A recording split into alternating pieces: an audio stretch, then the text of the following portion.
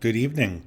So I'm starting this live stream a little bit early. This is again my second distance live stream and within a 2 week period, I think. And somewhat uncharacteristically, this is coming on the back of a previous distance live stream, which breaks my own format, but I'm doing this for a variety of reasons. I think that a lot needs to be said. I have a lot of things to say tonight. I think we're in the middle of a sea change when it comes to social media. And given that I'm coming up on hiatus anyway, I think that the regular rules I have are just going to kind of go out the window. I'm going to release content more or less whenever I can. Again, if you want to tell me you can hear me, that would be good too. I did test the stream, but I won't put anything past my own boomer tendencies to screw up.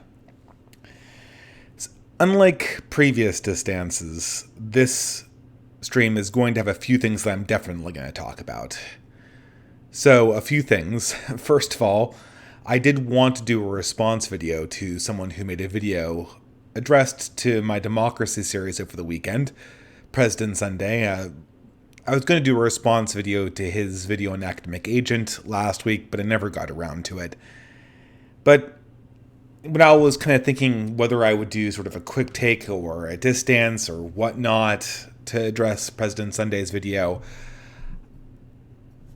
we immediately hit another huge round of deplatformings. This time, mainly targeting what I would consider to be the more ethno-nationalist side of the distant right, people who kind of fall on the boundary, I believe, on the offensive, or way of the world and the iconoclast, I should say, were taken down along with James Alsup. So, it seems like there has been an entire purge of the right side of YouTube, to the extent that, well, I should say, and while this occurred, True Tom, who is one of my favorite YouTubers, and Millennial Woes both left the platform. I think Millennial Woes is keeping his YouTube channel up, but at the same time, he's saying that he's no longer he's saying goodbye to YouTube. So in the space of 10 days, we've experienced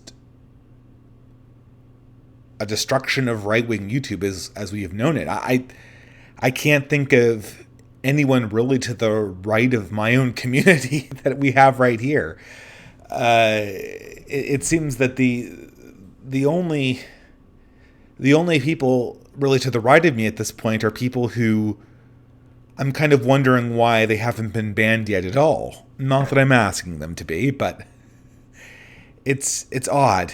It's odd. And whether it's people removing themselves preemptively or whether it's the actual ban hammer being swung, we are entering the end of an era. And this has followed on the heels of a lot of my own contemplations about how I use social media, what its effect has been on my life, and how I'm really going to take it forward, because there's going to have to be a lot of changes on my end as well. One thing I think we're seeing the end of a competition between the distant right and the progressive left wing. There's not going to be a contest anymore about who can yell the loudest, who can get the biggest following, because there really isn't any contest. The boundaries are quite starkly shown in relief in the last 10 days. There's just going to be a throttle of new right-wing YouTube channels and right-wing media social presence altogether. And so I think just, and it wasn't just this, it was also me sort of taking stock of how Twitter's interacted with my own life And it got me to thinking, well, I'm spending time on this stupid app. I don't enjoy it. I don't enjoy it like I enjoy making YouTube videos. I enjoy recording ideas. I enjoy drawing up outlines and editing and all that stuff and having a finished product that I'm proud of and I feel like I've really expressed one of my ideas or I've taught people something or maybe they've gotten some insight out of it. But when it came to Twitter, it seemed always that I was participating in this big shouting match back and forth. And it's kind of stupid. I mean, first of all, shouting matches in general hardly ever resolve anything. They hardly provide any insight. But then on top of that, you're participating in this shouting match game, and the game's rigged. So there's not even any way you can win it, and it seemed insane to me. It really did. It felt like I was on some kind of weird hamster wheel. And I just began thinking, well, what am I doing here? I could be doing something more productive. I joined Twitter, not because I liked it, but because I thought it, introduced people to the channel. It was a way to connect. But you can't connect to people on Twitter, really, because they'll all get banned. And in the meantime, the whole self-promotion game is already lost. I know it's necessary to self-promote a little bit, but I'm really been shifting in my view of myself here on YouTube, and I don't want to get too self-reflective because it's not healthy. But I always saw myself, well, I have a brand and a channel, and I have these ideas and stuff, and whatever. They're not that original. A lot of them are taken from other sources, and you can take them or leave them if you want. But it was very much the channel as the hub or anything. And now I'm beginning to see my presence on the internet more as being a resource to other people. I want to get as much information and resources out there to help people who might be following in a right-wing direction in the future. And I want to try to get projects that are longer lasting and less attempts to grab attention and narrative. I just don't think that, first of all, it's a game that I personally can't play because I don't have the constitution or the time to do it. And it's not a game that I think that the right wing can win. I don't want to be defeatist, but I don't think it's a game that the right wing can really win. So I see myself now more as somebody who's trying to help others who want to pursue this path towards truth, but who are not necessarily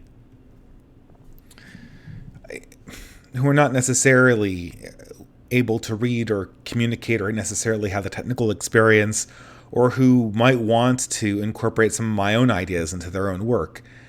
And I think it's going to be a transition. I still haven't exactly figured out how the right's going to react to this, because I'm not so sure it can. Obviously, and it's so funny because when I started my YouTube channel, I was convinced I would spend most of it debating people from the alt-right. But more or less right after I joined YouTube, the alt-right kind of collapsed in on itself a little bit. And then after that point, it's been more or less me wondering when the mainstream is going to move from censoring the alt-right to censoring me. I think if this channel gets censored or shut down in these next 2 months, right before I go on hiatus, it's going to be the equivalent of those 80s cop movies where the partner gets killed the day before he goes on retirement. But it's gonna be what it's going to be, and I think everyone has to start thinking about the future a little bit more. It's obvious that the social media companies are going to bestow victory upon the left in some form, but I'm not so sure it's a victory that they can keep. It's weird. I'm gonna just so I can get out of my own head, I'm going to answer super chats, and I'm going to take a look at a video response. It's interesting. It's kind of weird because I didn't expect to have all of these really deep thoughts about censorship going on into really more of a response video format. But I guess that's what things change. So well, let's see. I have some super chats here, so I might as well read them, and then we can get going on into answering or into viewing the video response to me by President Sunday. A video response that's interesting, but I've already watched it once, and I was struck a bit by. It felt like there were some pretty critical mistakes in thinking that were going on there, and how Sunday was approaching this topic and really any topic that just, if you took his approach to many practical or even theoretical political questions, it seems like you would just get nowhere. And I feel a lot of times on the right, the people who come up through the academia, they're taught to focus on a lot of minutia, a lot of linguistics that doesn't have a connection to the real world, and a lot of approaches that just force you to digress onto conclusions that seem like at the end of the day they're just pure posturing. I think President Sunday, he's a relatively new YouTuber and everyone subscribed to him. But I think it's a method that I really don't like, and we'll go through it a little bit, but perhaps now we can do super chats. If you want to hear me talking about anything, I really just honestly don't know what to say about this last round of, everyone knew it was coming. Everyone knew that they were swinging the ban hammer. But just suddenly waking up one day and going like, okay, so like, as opposed to people generally getting banned, now I am really, really, really close to the salami slicer, and I might be next. And I've got a life, I've got a job, I've got a family. I can walk away from this. It's not going to destroy me psychologically. But it does put things into perspective. And I'll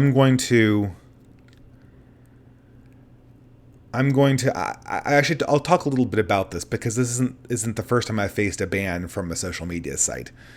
But let's go on and read some of the super chats. $5 for Paul Cornelius. Can't make tonight's chat. Have a good conversation. Thanks.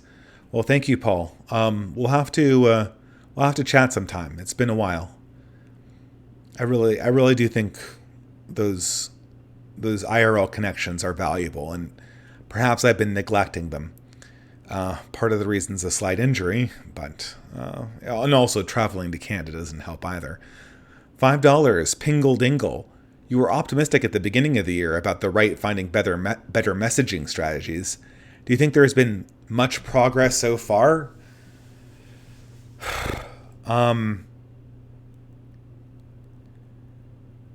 If it was just the right has learned its lesson, but in many ways the window that opened in 2016 is now closing. And so it's sort of funny. It reminds me of that. Sorry, the Pringle Dingle for $5 asked the question about me being optimistic about messaging.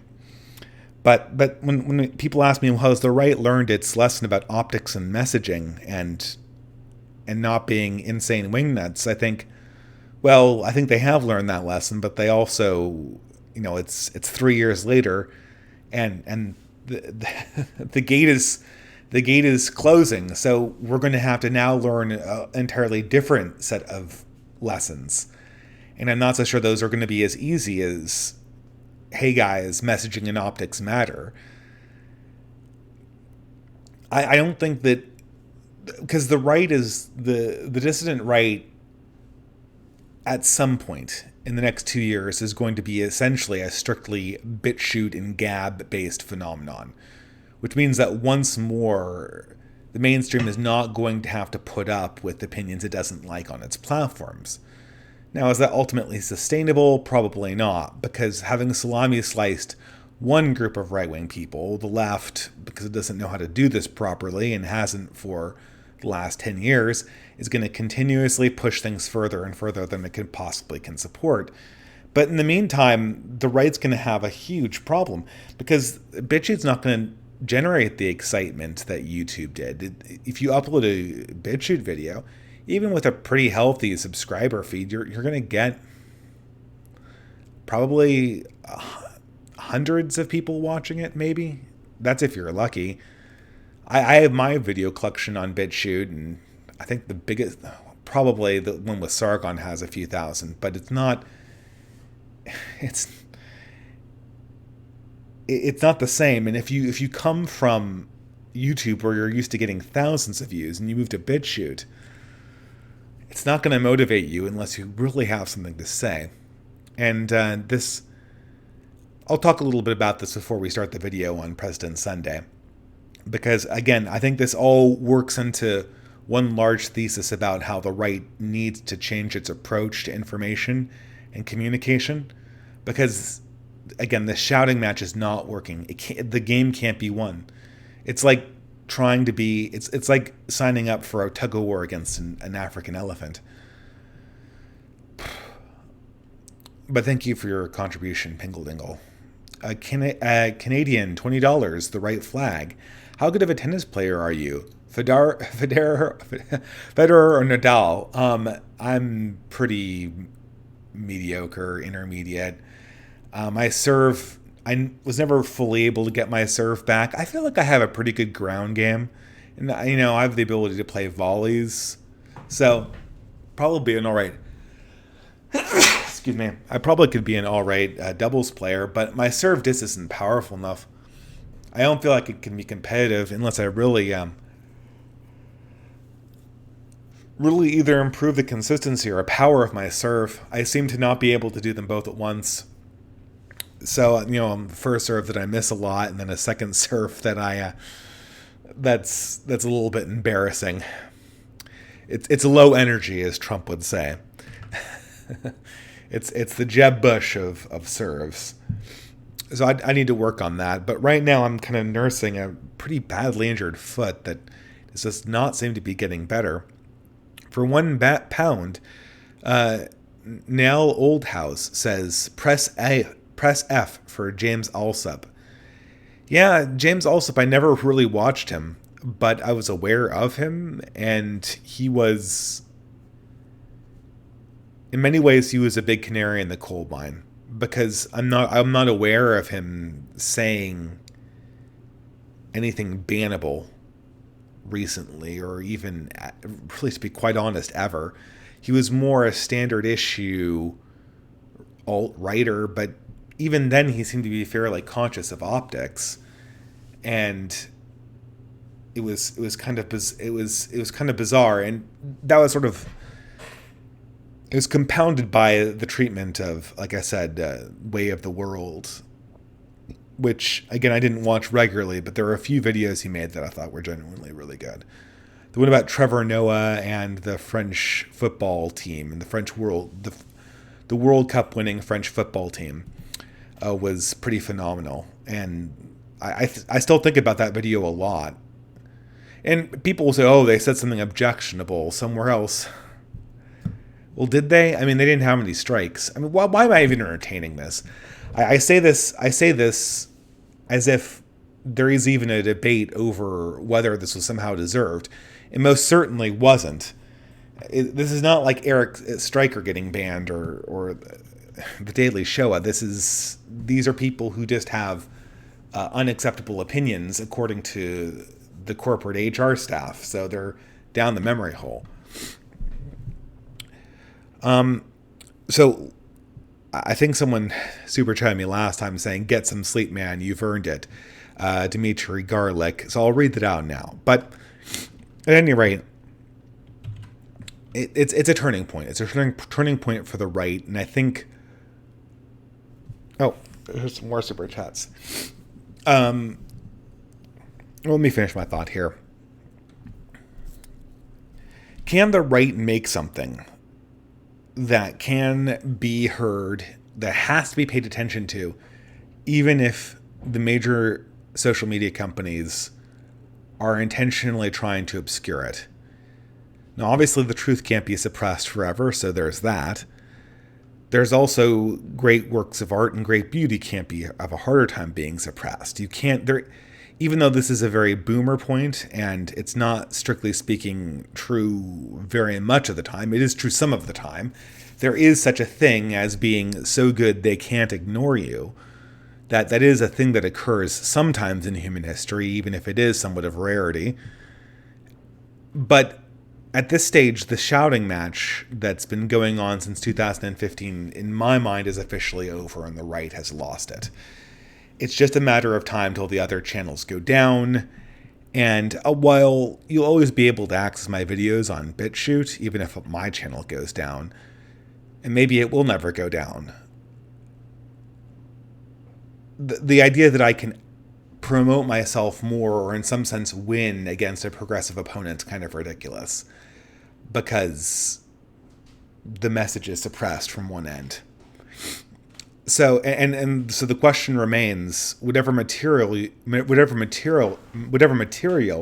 you invest in as a content creator has to be material that is good enough to merit existence for its own sake, in a sense, because it contains something beautiful or true or good, and not because it's going to get a lot of hits or you're going to own the libs.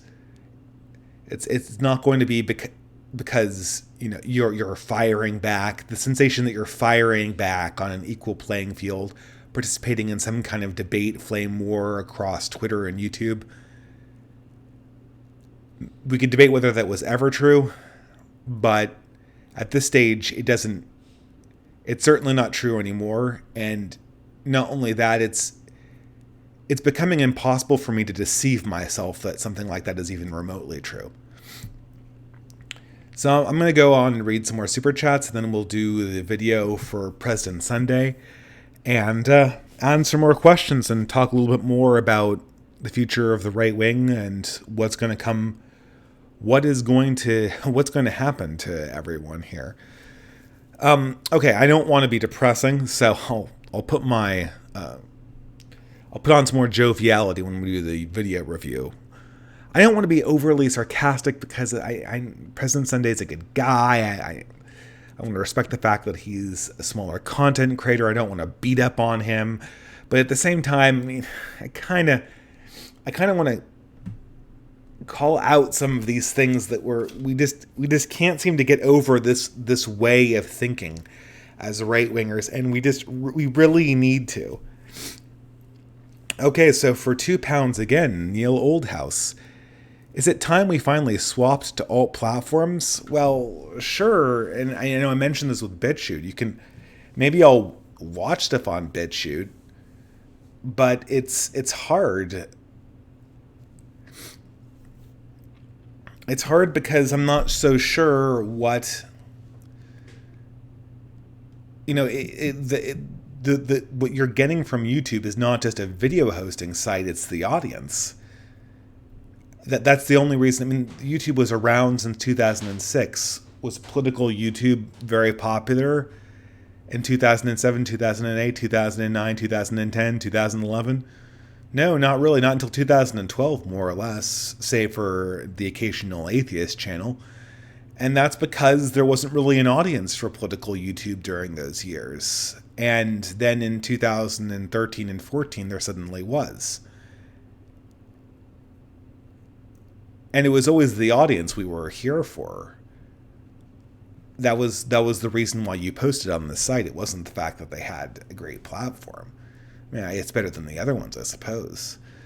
I'll still make videos. I'll still make content, but I act like I'm banned here. I'm not banned. I'm still doing this. How many people are watching this? I don't know. There's about 150 people. Yeah, anyway. I think it's good. We should switch to alt platforms. In fact, I'm kind of building a bunch of my own projects that are meant to function independently, but that's just to ensure that we don't get erased. There's the task of not getting erased, which I think we have a solution for, and then there is the task of performing outreach, which we currently don't have a solution for, because any investment in outreach can immediately be snatched away. So that's a huge problem. And so essentially, it's sort of funny because of the fact that we now have to go back and rebuild and reconsolidate, the mainstream has essentially knocked the dissident right back to square one. We're starting again from 2011, trying to build the infrastructure that everyone built up in 2011 with the new media followers and figuring out how to make servers and networks on these things. We are going to have a hard time tapping into any of that these days, largely because, we didn't fully take stock of the power relationships. Not that I would really know what we would have done if everyone knew that this was happening. But what can you do?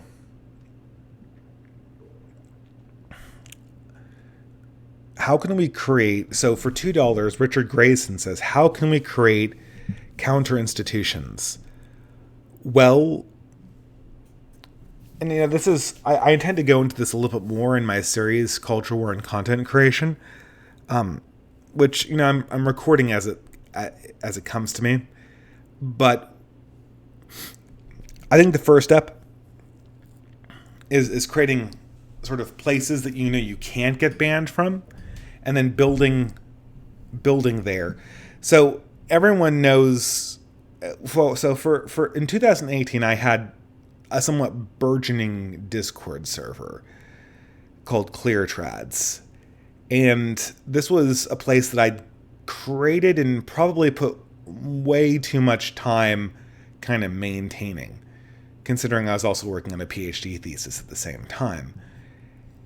And ClearTrads was a hangout place and a networking area for people online. And there were some people who met up in real life, but since everyone was a millennial or some were even Zoomers, it wasn't, the online was the thing.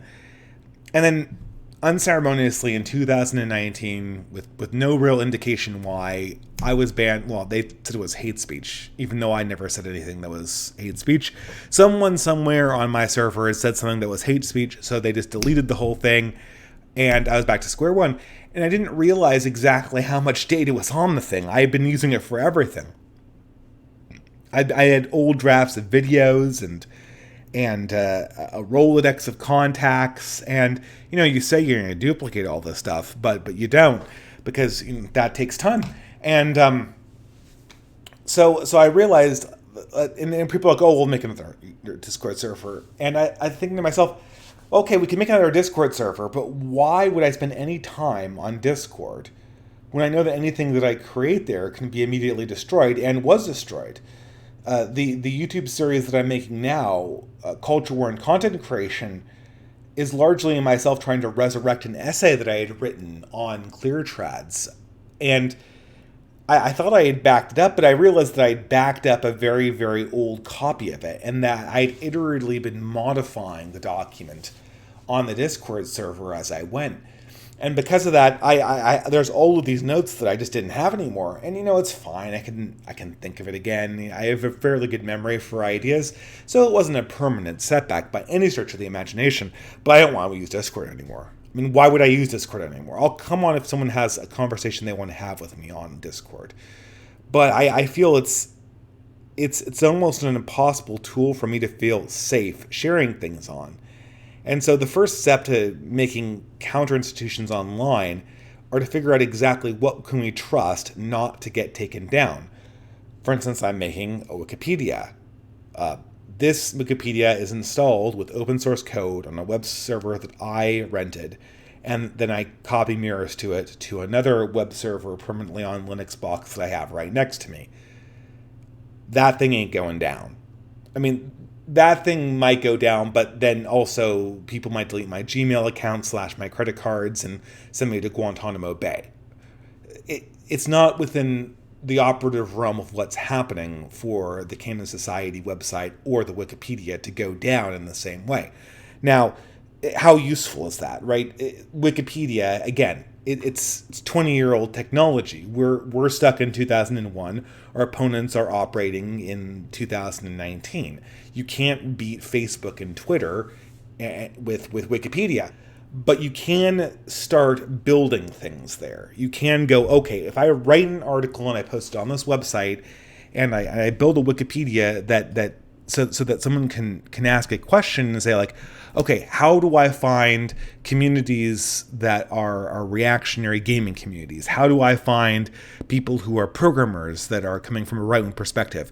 You go on Wikipedia, you find 10 links, you follow them all, you follow up, and you're connected, you're in. And they can't, that first jumping off portal is very, very important. So I guess the only real way we do have forward is to start with the first thing we trust. I trust in real life. I trust the people that I know in real life. I trust communities that I form in real life. And I trust systems that I know how they work, and I trust the people who are behind them. And that at this stage, that's it. And I think as we go forward, we can build trust with other communities and other products, but we're going to have to earn every one of those steps as we go forward. It's not going to be like in 2015 where you could just plug into a pre-existing social network, communicate with a bunch of anonymous people. Oh, I don't care if I trust the platform or the people or who's watching. We just get down to brass tacks. That's something that the left can do, but the right can't. But I should say this. As much as we're struggling against the problems and pathologies of social media corporations and government and all sorts of institutions that are arraigned against us, in some sense, when we compare ourselves to the left, we have the easier of the two struggles. Because while we're struggling against corporations and other organizations directly designed to suppress right-wing thought, the left is struggling against its own psychology and its own ability to kind of dissolve into self-satisfied and self-obsessed, narcissistic celebrations of itself, or overly emotionally fragile self-policing. I'm not so sure that the left can sustain cancel culture. I mean, this is the question. Can the right survive censorship more than the left can survive its own cancel culture? And I think it's an open question. But it starts, to answer Richard Grayson's question, it starts with going to the first thing you trust and starting there. And then making baby steps, or if you feel like you're getting a lot of traction, larger steps ever outwards. And I think mailing lists is a good way to start, although they're cumbersome. And then we go from mailing lists to trusted platforms and trusted forums that we know how to communicate things, communicate critical information, so things like Wikipedias and websites. And then we move from there to a more organized form that might actually work. I think for people of my generation, our foray into unregulated social media is coming to a close. I will eternally create content. It's what I'm here to do. I will provide insight. I will provide support. I will provide engineering. But I'm out of the screaming match.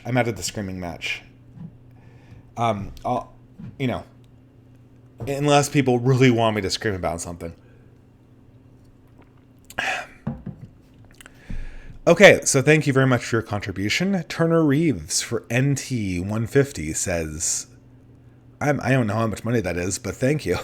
It looks like a lot. I'm a Catholic grad student. I study Chinese Buddhism. I want to be a university professor. Moldbug's antiversy is a good idea, but unclear. Can my work help the reactionary cause? Yes, it is. I think it totally can. So the thing that we need right now, and I'm talking a lot about this with Academic Agent, is we need journals, academic journals and academic conferences. IRL mass protest is out. It does not work. But conferences might. If I can work the door, if I can choose my audience, if I can control the room and the cameras in that room, then that's very useful. And having a bunch of people come and hear lectures and exchange business cards, that's the level that we need to operate in. Having publications might also be a place where we can operate, making connections with other academics. As the left gets more powerful, it's going to start censoring certain scientific findings. It's going to start censoring certain artistic ideas, certain ideas about sociology and about history. I already see this in people like Rachel Fulton Brown, or I should say Professor Rachel Fulton Brown, and Dr. Edward Dutton, and all those people. The noose is tightening, and there will be a demand for academic leadership that comes from a non-progressive, that operates in a non-progressive mode. So thank you very much. Yeah, it's absolutely... Antiversity starts with publications and academic organizations and conferences. It also will start with things like Wikipedias and Exchange servers, and antiversity is born out of quality, not quantity. And I think that a lot of us have been focusing too much on quantity. And I say this as a person who's in the last week probably released more than his fair share of low quality content. I'm probably right in the middle of releasing low quality content. And this is hardly a riveting live stream, but at the same time, I'm repeating myself, but we can't.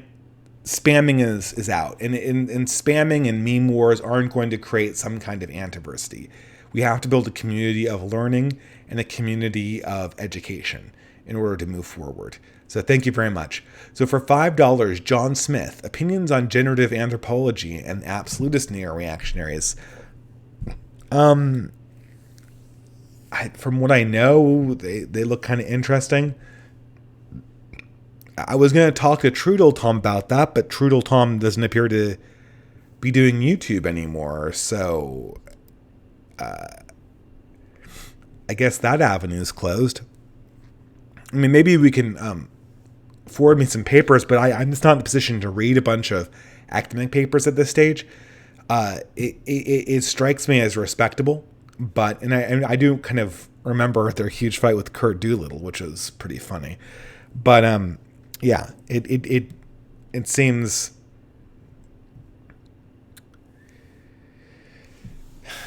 it seems fine to me, although I don't want to put my weight or behind or endorse anything that I haven't read. So for $5, Skydancer, hey man, how's it going? Situations like this convince me conspiracy theories are not crazy. This is more than just social entropy. This is coordinated. Yeah, this is certainly coordinated. And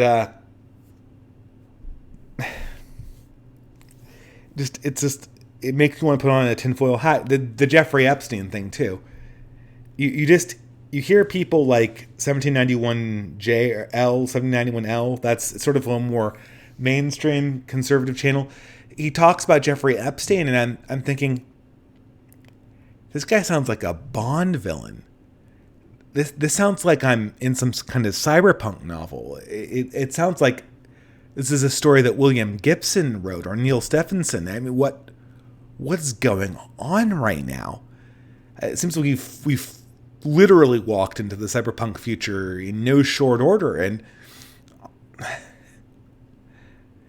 this is it's strange.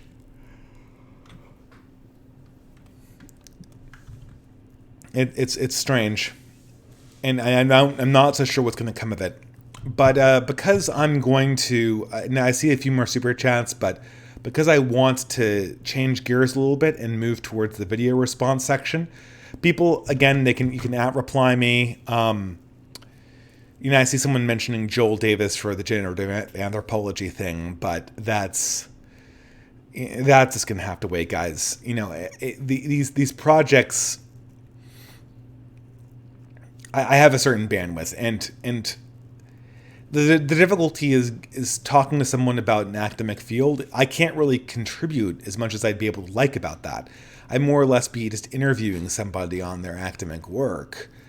If I had an opinion about generative anthropology that came from reading something, it would be a different story altogether. So, but without further ado, I'm going to go on to reviewing this video by President Sunday, which is largely a response to my democracy video. Now, in this video, and I've talked to President Sunday, and we got into a little bit of a Twitter spat. And that's largely because we have very different ways of thinking about things, and I see a lot of younger men like him take this kind of approach. And I don't think it's useful. So I'm going to look at his response to my democracy video and then go forward. Someone's asking me, am I still going on hiatus? Yes, I'm still going on hiatus in late November. That's still going to happen. We'll see how long it is. I'm telling people to guesstimate 6 months. So, let's take a look. So this is a critique of my democracy video, and once more, tell me if you can't hear the video. I tested the sound, but tell me if something is wrong, please. Hello everyone, President Sunday here. This is just going to be a quick response to the Distributists' video critique of democracy. Now, okay, so do people hear that? I'll wait for a few seconds. Again, the video critique of democracy was exploring why democracy is used as an ideal and a lot of its limitations, a lot of the requirements that it needs to have in order to be useful in the way that's usually described as being useful. And this was, I have to say, it was, pardon me, lost my train of thought. There was a longer video than it probably should have been. Yeah, I think he's a little bit quiet too. I'm gonna raise the volume a little bit here. It was a longer video than it probably should have been. But it went over both the problems in absolute democracy and also problems in representative democracy. And it really questioned whether this is a ideal we should be pursuing, because a lot of times in the modern world, we look at an organizational system and we go, oh, is it democratic? We don't ask, well, is it effective? Does this serve the needs of the stakeholders well? We just go, is it democratic? And if it's democratic, it must be good. And if it's authoritarian, it must be bad. That's how you get things like that ridiculous DSA convention. And so even though I'm not a monarchist or an anti-democrat, I am someone who's skeptical of the concept, and I think it has people attribute mystical properties to democracy, and I think it's good to keep in mind that a lot of these things we've been taught in school just aren't true. They're propaganda. I think he did a fine job of pointing out logistical problems specific to a system in which every adult member of society gets a vote concerning the course of the future. But a question occurred to me while I was watching his video, and I want to put it to you. So I will say, thank you, Sunday, for saying you like the video. But the first part was on basically true democracy, in the sense that one man, one vote on all the issues. The people are the legislator. Direct democracy, as some people might say. But the second part of the video was entirely focused on representative democracy and the problems therein. And the sort of obvious fact, the fact that I'm surprised most people don't talk about more, that to be part of a representative democracy is to implicitly be involved in identity politics. That's how humans operate. That's literally built into representative democracy. And if you can build coalitions of power that are perceived to be such and that politicians react to, you can use those collective organizations to wield power. In fact, that's how you wield power in a representative democracy.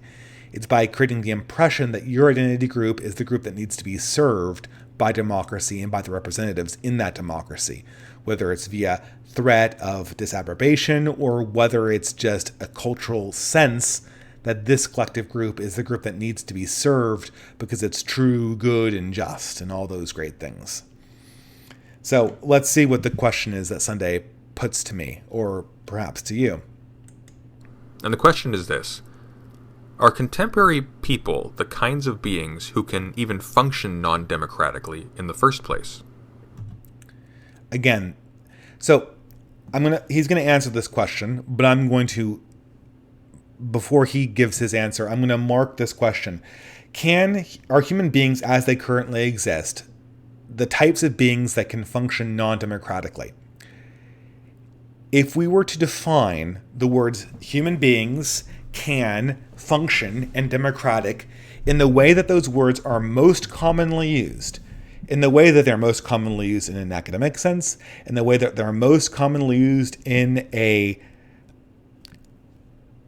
political sense, in a professional sense, the answer is obviously that humans can function non-democratically, because there are many, many, many non-democratic systems of government in the world today. Most notably among them, China, which is the most, if not the second, which is the second most, if not the most populous country in the world, and which in short order may be the most powerful country in the world.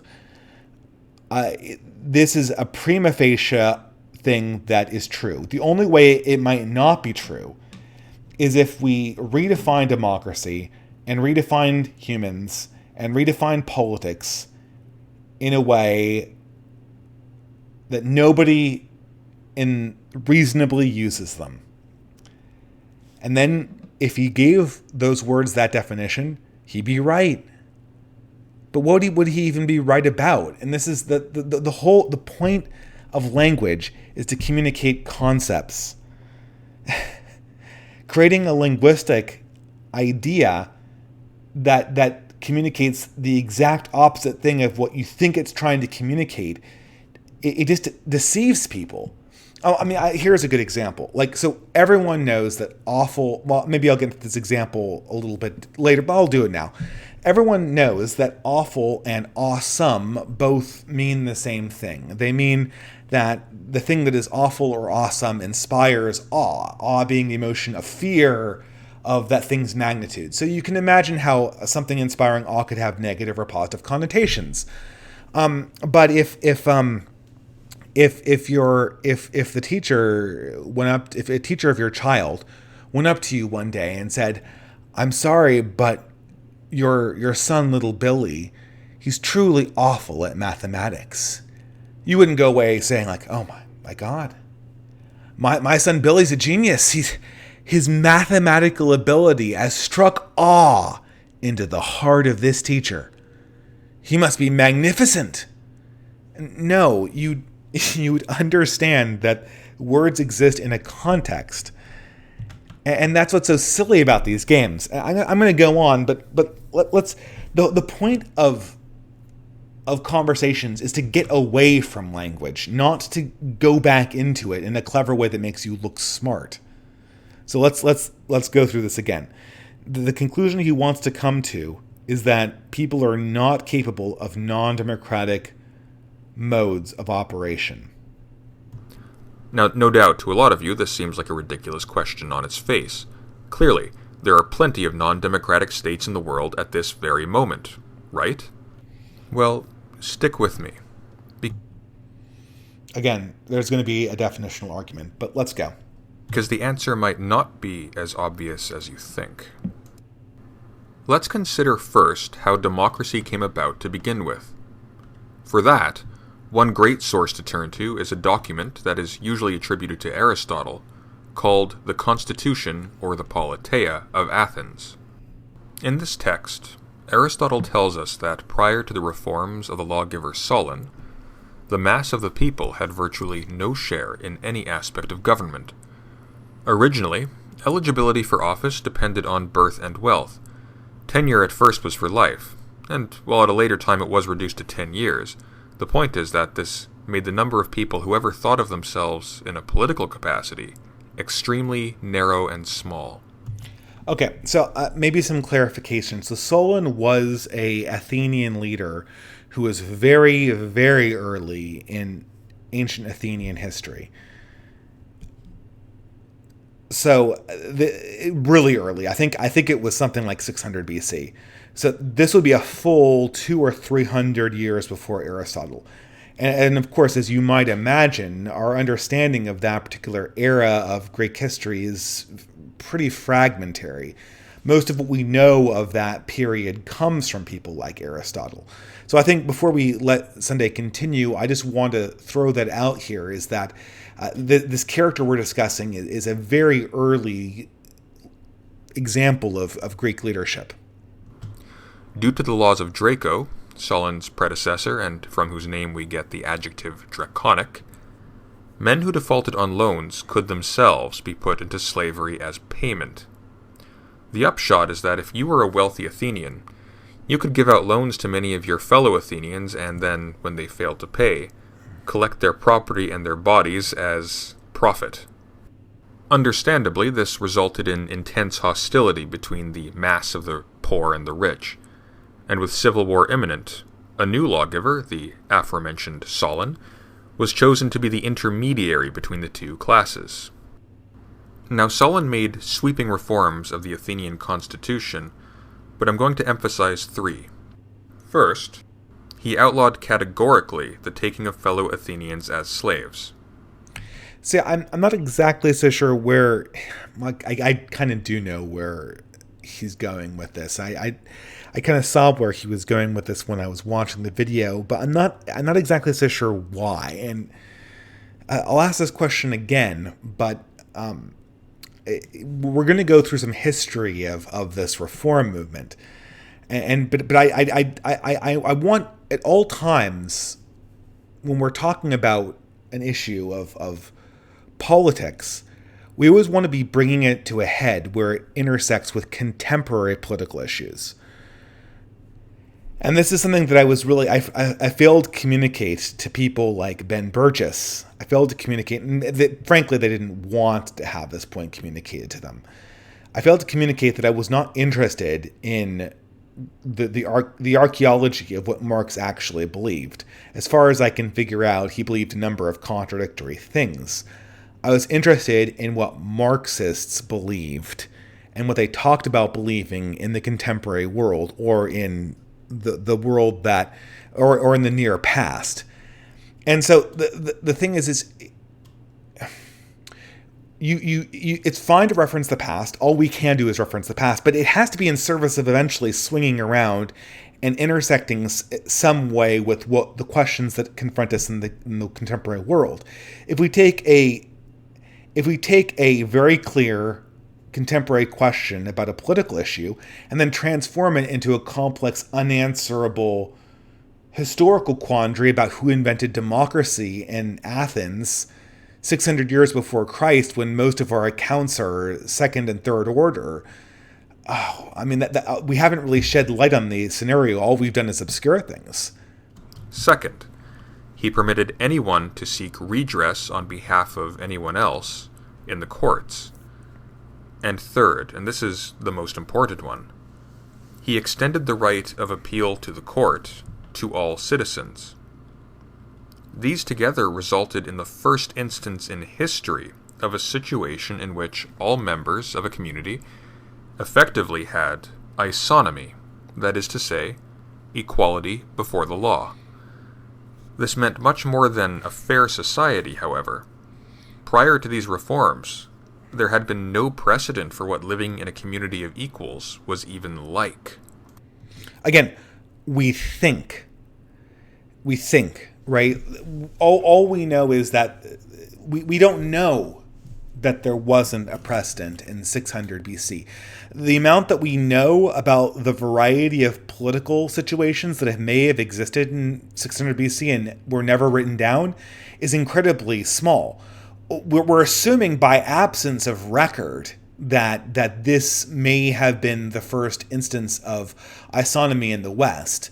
But that's all it is. It's an assumption. Now, if this took place in the contemporary world or even 400 or 500 years ago, we have very good records. We could probably tell you whether there were any governments in Europe in 1450 AD who had republican forms of government. I think unless you include Venice, I don't think there actually were.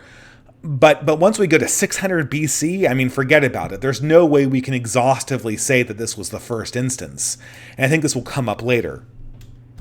As Solon himself, by all accounts a political genius, wrote of his reforms in his poetry, quote, They would never otherwise have dreamed of what they now possess.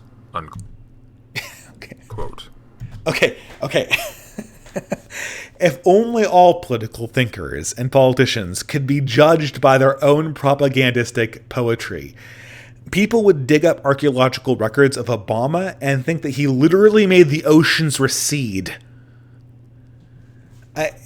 Politicians will compose poems and platitudes and epitaphs to themselves in the most grandiose nature possible. These people aren't by their nature humble.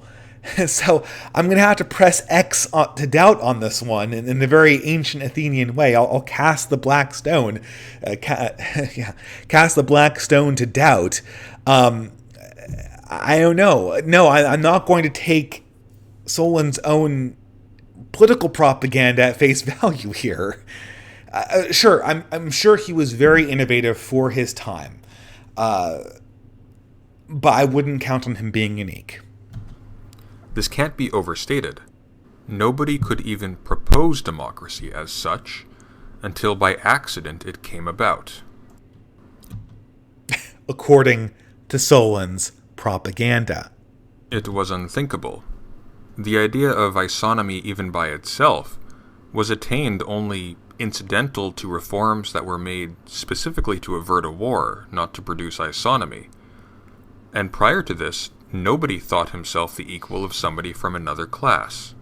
Whereas consider that after Solon's reforms, the tyrant Pisistratus appeared himself in court when he was accused of murder by a commoner. Now, of course, he didn't have to do this. He was a tyrant after all.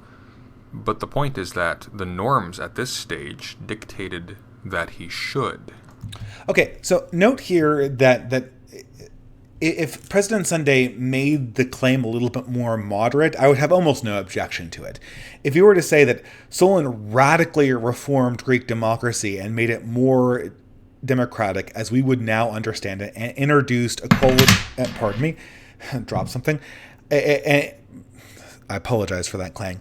If he were to modify his statement and make it more moderate and say that Solon democratized the Greek system and introduced equality under the law, even though it had rarely existed in Greek society before, no issue. I totally would agree with that.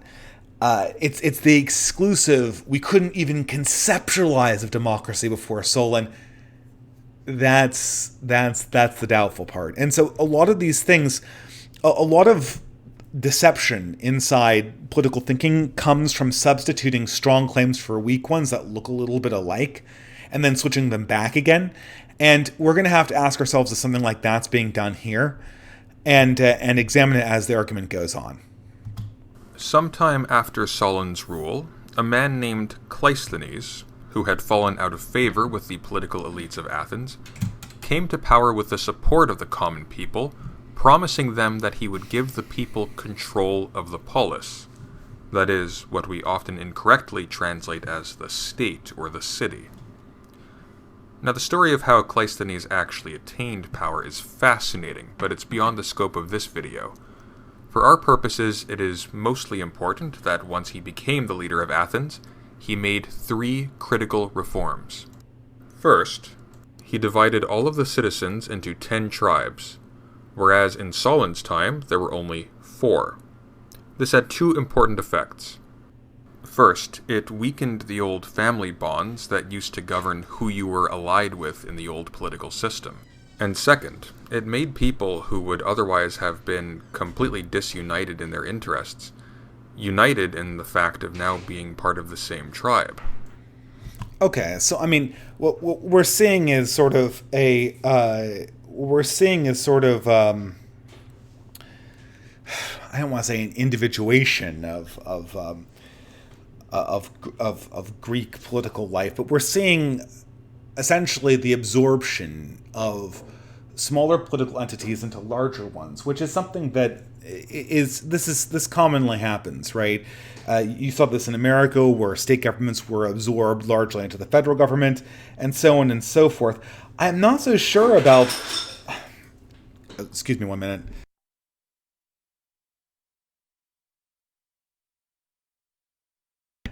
I'm not so sure about the the translation. I guess President Sunday is some Greek expert here, because I believe I believe it does translate in modern Greek to to city. I could be wrong about that. Um, I'm gonna check the Greek to English translation. I mean, Google Translate has it. It has it as city, group of citizens, so on and so forth. I mean, I don't know. Again, like, I don't really know President Sunday that well. Perhaps he is an ancient Greek expert, but this approach to this approach, I think it is. I think it is. It's going to be. Well, let's keep on watching. Second, he increased representation of the people in the assembly. Now the will of the common person would be much more strongly felt than it was previously. Thirdly, and most importantly, Cleisthenes divided the territory of Athens into 30 sections, each corresponding to one of the 30 demis, from which we derive the word democracy. Now, what's a demi? You might think of it as a municipality within a state. It was a subdivision of Athens. What's important is that, whereas previously one was considered and considered oneself representative primarily of one's tribe while at the assembly, now a citizen was required to represent the interests of his demi. This meant that to be a citizen no longer meant simply to inherit a family privilege. Men began to see themselves and each other as citizens first, and increasingly as representatives of houses second.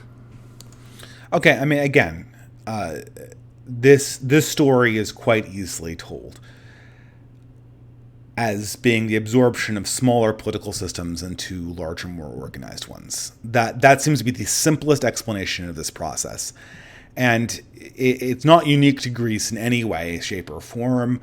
This is what all kings have always done. They've always taken aristocracies, offered them more privileges, and then moved them to a central location or capital.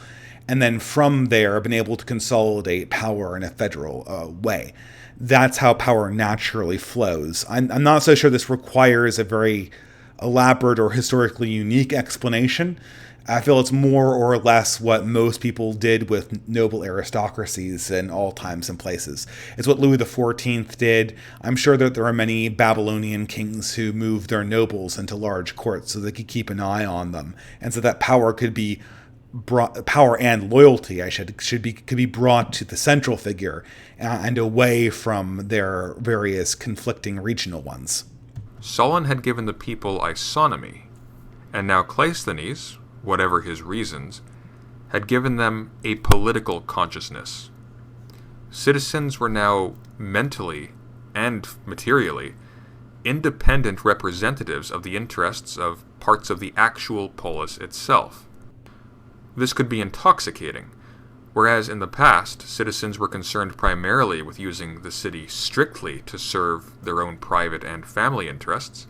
Many men now spent all of their time thinking about politics and engaging in public life to the neglect of their domestic responsibilities.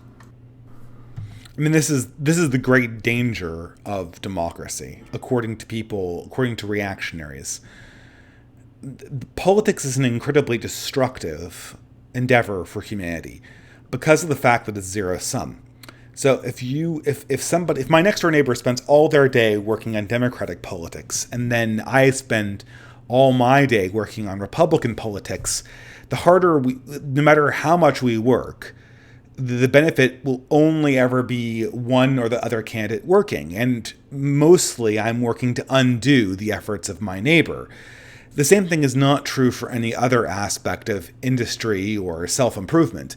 So in a lot of ways, if we define politics as the wrestling and jockeying for power of a finite political entity, and again, I think one of the large mysteries of this video is how Sunday wants us to define politics.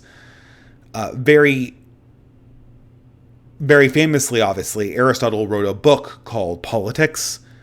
He wrote a book called, that's his main treatise on politics, and I believe it translates to the way and manners of the polis, which is the way and manners of the groups of people or the city. And I know apparently Sunday disagrees that at this time, polis did not mean city in Greek. Again, I'm not a Greek expert. I don't speak any Greek, but he'll have to tell me that, and then he'll have to tell me what Aristotle wanted to say when he called that particular work the Politics. But if we use our contemporary definition of politics, and politics is the jockeying for a finite amount of power, it's necessarily zero sum. And so moving more of society's energy onto politics is almost always a bad thing. And this is the best thing politics can do is to make room for other endeavors like philosophy, engineering, and exploration of ideas and human organization that can be done independently of each other. And so I think, you see sort of the trade-off. The federation and of powers allows for what we might consider to be more political art to be done, but at the same time it makes society less efficient. What I really want to draw your attention to here is that all of this was contingent on a series of specific events and decisions that need not ever have occurred. Had Solon died of a spontaneous stroke before making his reforms, or had Cleisthenes been killed while attempting to take power, or a million other little contingencies now lost to history that made it all work out just the way it did, it's distinctly possible, in fact, you might even say it's overwhelmingly probable, that Athens dissolves in civil war and democracy as we know it today not only fails to come into being, it fails ever to even become thinkable. I really, really, really hate this phrase, and Sunday does it, and it's not its fault. It's a common turn of phrase. It's a walking Mott and Bailey argument. X is possible. You could also say it's overwhelmingly probable. And I should use this insult. It's possible your mother's a whore. It's possible. You haven't seen her all the time. How do you know she's a whore? You might even say, it's overwhelmingly, insanely probable that she's a whore. And no. That's absolutely the same thing. Yes, anything is possible. Yes, anything is possible. It is possible that the moon is made out of green cheese. It is not overwhelmingly probable that the moon is made out of green cheese. I would agree that it is possible that had Solon died or half a dozen other Greek kings not come to power, history would not have evolved the way it did. And that's sort of an open question. It's possible that if a butterfly didn't flap its wings just in the right place in the Pacific Ocean, Greek democracy wouldn't have evolved in the way that it did in our present age. History works like that. Small effects always lead to massively different outcomes. It's a non-stable, non-linear system. That's how things work.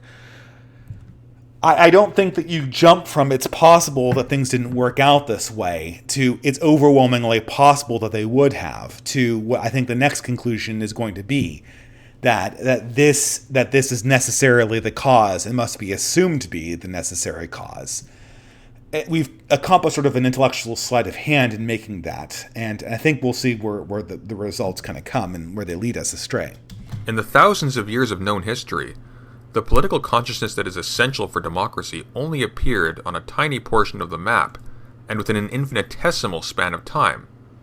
And on top of all of it, by completely accidental processes. How do you know that? I mean, I'm just going to flat out ask it. Like, how do you know that? First of all, I mean, without being a history major, going through college, I was taught, and maybe this is multicultural bullshit, that democratic forms had appeared in all sorts of non-European indigenous societies. Maybe it's all multicultural bullshit, but I kind of bet it's not. I'm not saying it looked anything like Athenian democracy. I'm not saying we would recognize it as democracy. Heck, I really doubt any modern progressive Democrat would recognize Athenian democracy as anything that they would call democracy. But it would show some of the same qualities.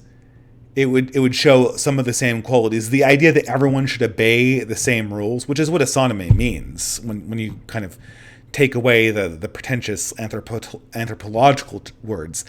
That's an idea that occurs to a lot of people, and you can see it. You can see common laws applied to a number of groups and a number of small tribes. As a matter of fact, egalitarian forms of organization are very common in tribes of Inuit people. To take an example that I do know off the top of my head, I'd be amazed if that was the only example. When you're hunting or when you're farming in communal arrangements where there is not a lot of deviation that comes from ability, oftentimes egalitarian distribution and egalitarian decision-making are very common. Much more common than they are in militaristically oriented societies, as you saw in ancient Athens. And Sunday is asserting that these properties only occurred in this one place.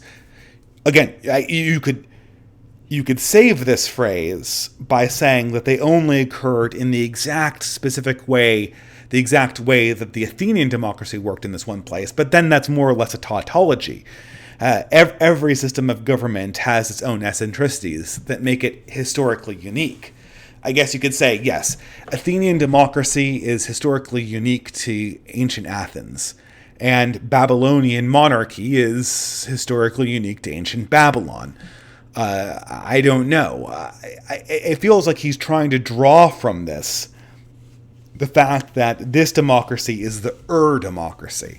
This is the democracy that it originated all other democracy, and therefore, and I'm guessing that this is what he meant, but based on my previous conversations, it seems that the conversation seems to kind of go in this direction. From what I'm getting, this digression is meant to illustrate that because this decision making, this idea was originated here, this is sort of the final and ultimate definition of what we should consider democracy. And it only are these sort of very general principles. But let me, before I put too many words in Sunday's mouth, I'm going to let the video go on a little bit longer. Humanity is not by nature democratic, which means, since political consciousness is the product of democracy, that in terms of how they conceive their place in the world, human beings are not by nature even political. Okay, yeah, that is an astounding piece of bullshit. We can break down just how, this is actually, it's kind of interesting to see how we got to this statement. And I'm going to back it up just so we can listen to that statement again, because it's actually, and I don't want to be insulting to Sunday or anything else like that, but we have to break this down. Let's look at where we got in that last statement, and I'll play it again. The conclusion of that statement, where humans are by their nature not political. Again, maybe he's going, now I felt like there was not a very good definition of what political meant up till this point. He seemed to imply that polis necessarily meant democracy. Is that the case though, Sunday? Because I haven't read this constitution, this document that you're talking about, but I have read Aristotle's Politics. And although that was 10 years ago, it left a fairly big impression on me. And I know what Aristotle talked about in Aristotle's Politics. And he didn't only talk about democracy. He talked about monarchy, oligarchy. He talked about a variety of different forms of government. And they were all under the broad umbrella of his treatise on politics. Now you could say, I do remember him talking about polity, which is another word for democracy, but when we say political, we don't mean what Aristotle meant as polity. We meant what Aristotle meant as politics, which is the entire apparatus by which men take, assume, and govern power.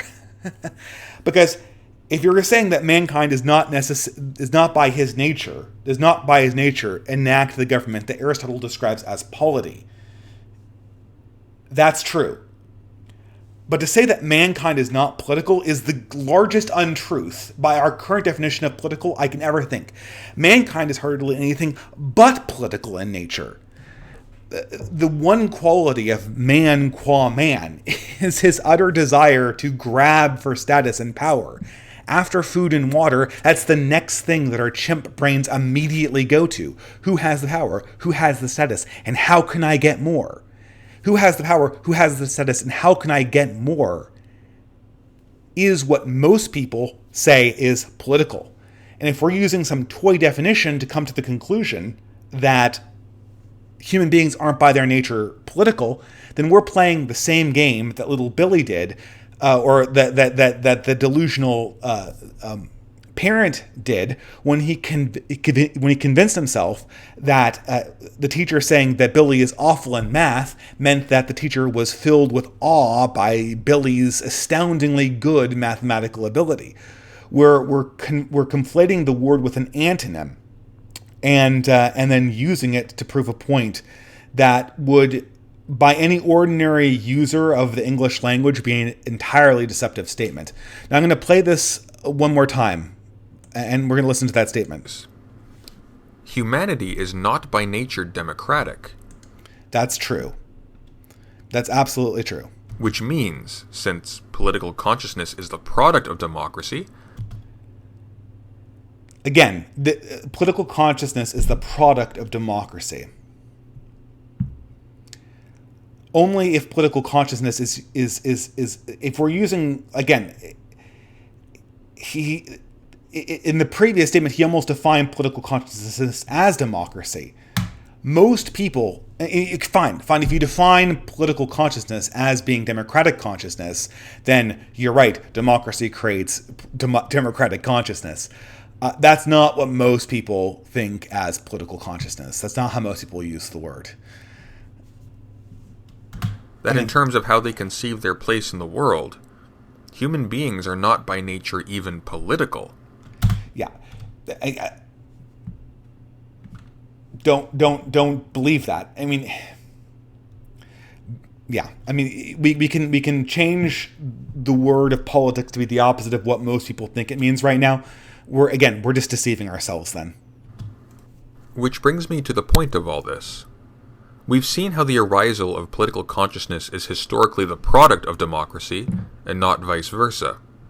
In a critical sense, then, when common people argue in coffee shops or on public forums about whether or not democracy is the best form of rule, they are operating essentially within a paradigm that is itself entirely democratic. Okay, well, first of all, there's an assumption that the democratic government precedes the democratic consciousness, which is I don't have an opinion on it, but it's entirely questionable. And then we have a statement that says anytime you discuss whether democracy is good, you're participating in democracy. Okay? So when was the last non-democratic society? Has there ever been a non-democratic society since Solon?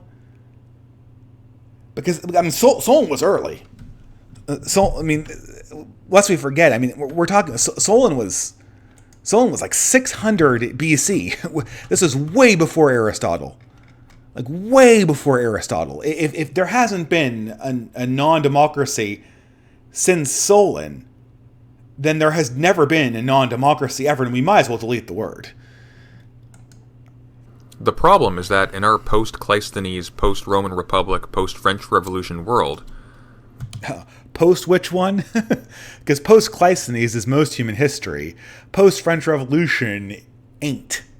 And between Cleisthenes and the French Revolution, one could say that there is a whole lot of non-democracy going on there. Do we want to delete our ability to understand the difference between those eras? I don't think we should. But if we develop a definition of politics that means that if you do politics, you do democracy, then we can no longer say that any system that practices politics is non-democratic. Which means that, I mean, we've essentially made democracy a magical word at that stage, because democracy has been given such a vague definition that it seems to contain both A and not A. but at the same time, we still have positive associations with it. So we've turned democracy into sort of a buzzword where I gave it the benefit of the doubt. I said this word has a clear definition, to turning it into a word that doesn't have a definition that's clear at all. The cat is way out of the bag. Even Thomas Hobbes had to locate the seat of power in the masses. The social contract, in all its renditions, is at core an essentially democratic move. Society is the product of individuals' willful involvement. This is why Hobbes, contrary to the cliches that dominate discussions of his work, is in fact one of the great founding fathers of liberalism. Now, of course. Okay, so that means cameralism and cameralist monarchy is democratic, and it also potentially means, based on a broad enough definition, since it means Louis XIV absolutism is democratic, because the king is the representative of the subjects. He's the person who rules in place of them. The definition is way broad at this stage. Formal democratic systems have been overturned and liberties revoked all the time in our recent history. Notice, however, that these were revoked through the power of mass movements, the involvement of politically conscious individuals. So that means that these movements are all democratic.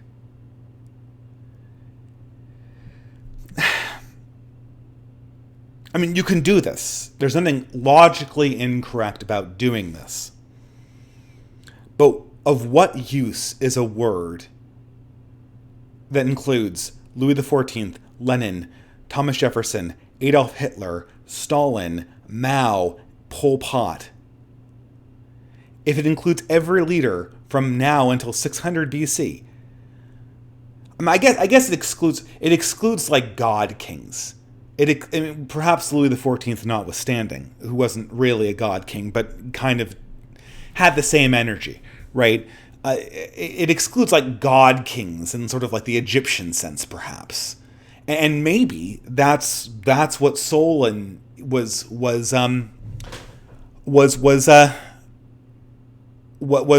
really displaced was the god king, was the theistic king. But it doesn't exclude Kim Jong-il or Kim Jong-un, which are as close to god kings as we have in our contemporary society, since they draw the basis for their rule from a popular political movement, at least in name. Then by this definition, they are democratic in that sense. Where does that get us? Thank God Ramsay the Great isn't ruling just Kim Jong-un. I don't care. The age of the quiet peasant has been dead for some time. A better question, did it ever exist? If we have to go past 600 BC in order to find the age of the quiet peasant, maybe it never existed. Just saying. I mean, are hunter and gatherer societies full of quiet peasants? It doesn't seem like hunter and gatherers are unconcerned about politics. So I'd propose very humbly that the era of the quiet peasant never existed, and that we've created a definition of democracy in opposition to absolutely no real forms of government, except purely hypothetical extremes. Barring some catastrophe that deletes our collective memory of our political self-conceptions, democracy seems to inescapably undergird and shape every choice we've been mulling over the past 2,000 or so years. The case could be made that its influence has been more pervasive and resilient than even that of Christianity on Western ethics. In conclusion, it seems to be very much the case, at least on my reading, that the toothpaste is out of the tube and democracy is here to stay. Recognizing that... Again, democracy is here to stay, but that it also means Joseph Stalin. Okay, so we could get Roosevelt, we could get Hitler, we could get Stalin. They're all democracy, guys. It's all right. That its principles seem to undergird even the thinking of its ostensive opponents. Perhaps instead of putting all of our focus on the relative pros and cons of a particular voting system, we should be considering more critically That is to say, with more careful reflection on the presumptions which our own positions rest upon, whether the democratic paradigm itself has constituted a net gain or a net loss for the human condition. As always, thank you for your kind consideration, and please take care. Okay, how would you do that? How would you determine if a system has a net gain or a net loss when the system is so broad that it includes people we would ordinarily consider to be non-democratic rulers? What would our counterexamples to democracy be?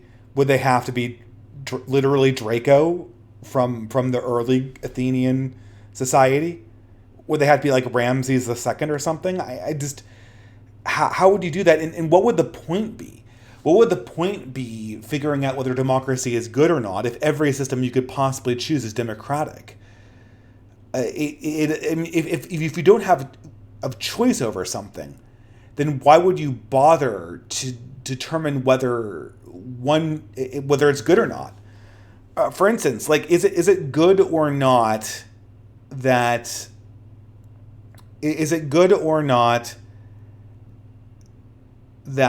Mount Vesuvius exploded? Well, it happened. So we could argue over whether it would be good or not, but we can't go back in time and make Mount Vesuvius not explode. So the question over whether Mount Vesuvius explodes or not is a purely abstract academic one and is not a real political question. However, how we should prepare for global warming is a real question because we can control what we do. And what voting systems and decision-making processes, whether we use an authoritarian system or one that's distributed or whether we have a board of directors, that's a very real decision that real organizations have to make right away. I don't know. I guess the thing is, it seems to be that Sunday wants to make democracy into a magic word, and then he wants us to meditate over whether the magic word is good or not, which is the last thing I want to do. I don't want to debate whether democracy is good or not, because it can't but be good. Because that the purpose of democracy is always to, in every evaluation, be assigned to the good side. Just like, for instance, contemporary progressives want us to talk about racism, but they don't want us to have a conversation about human in-group bias. They just want to have an extended meditation about just how bad racism is. And wait, what's racist? Oh yeah, everything is racist. Everything is racist. Anti-racists are racists. Racists are racists. Segregation is racist. Integration is racist. Everything's a little bit racist. Just like under this evaluation, everything's a little bit democratic. So in the racism land, everything is racist and racism is bad. But in this evaluation, everything is democratic and democracy is good. No. The only way I'm interested in words is if they actually differentiate in this world between something that's in the category and outside the category. And then we can evaluate which things in the category are good or bad. The use of language is to actually help us in advance to experiencing the odd objects, form our opinions about them. But if we structure our language such that we can't visualize what's not in or in a category, e.g., we can't even visualize what's outside of the democratic category, then it ceases to become a word that's useful for actually helping humanity navigate any kind of system. What's the point? I see presidents. I guess you can come on if you want Sunday. You can. Do I have Skype up? You can Skype me if you want to discuss this. I answer. You didn't say democracy is good, but you did say democracy is. It pretty much encompassed every system. I guess you can Skype me if you want to chat about this. I'll answer it, and you should be able to come up. I guess, and this is just sort of like, I see this a lot from younger guys, and I am an engineer, and I do take a very practical perspective to this stuff. The point of language is to get away from language.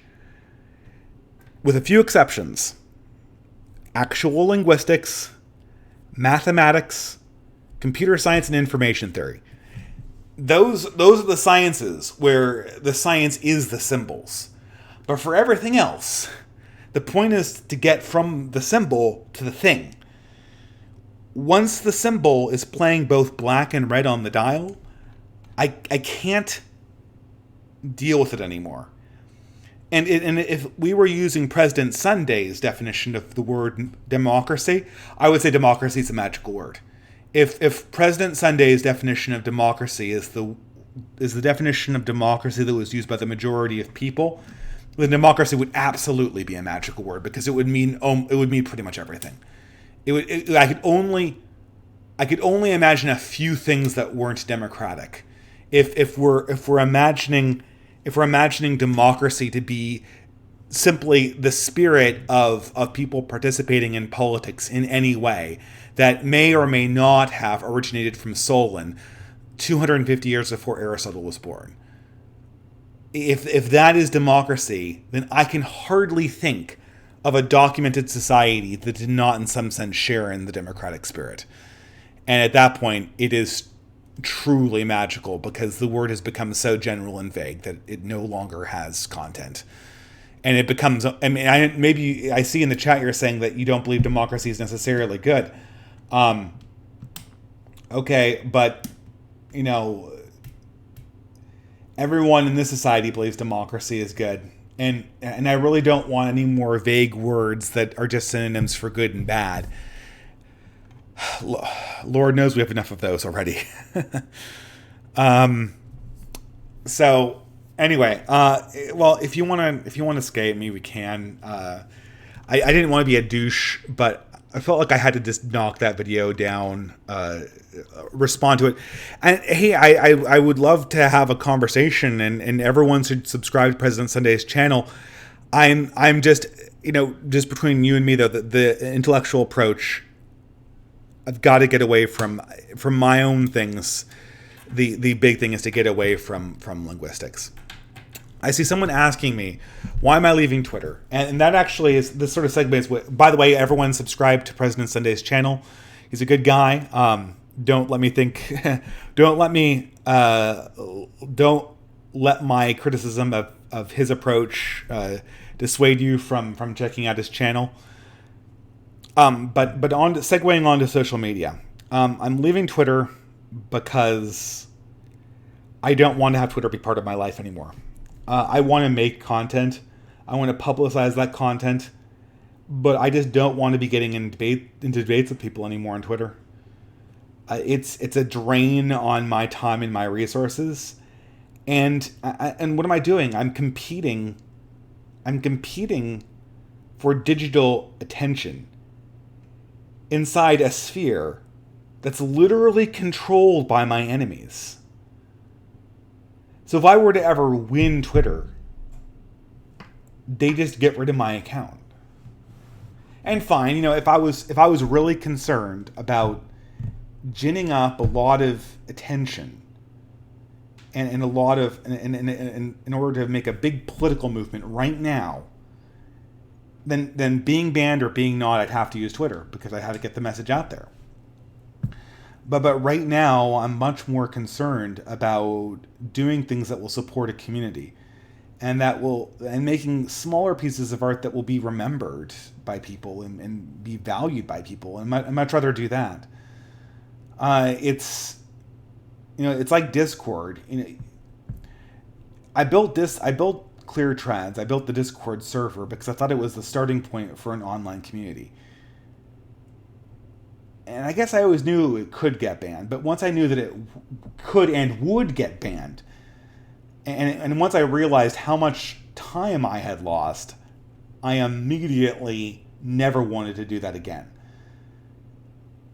I have a Discord account. I'll log on to your Discord server. I'll have a debate with you. I'll use it to network with people. Absolutely. But I'm not building my house out of sand anymore. It's just not worth it. I think we absolutely need organization online, but the organization online, again, it's going to have to come from organizations that are uh, more more uh, uh, based. Hey, I just got a message from Sunday. Do you want me to call? Maybe he can.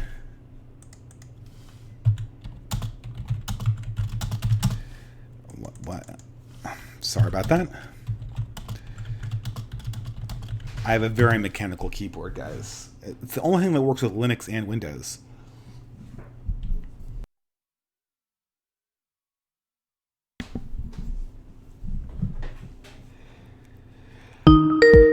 Okay. Oh. All right. Let's see. I think I have Sunday on here.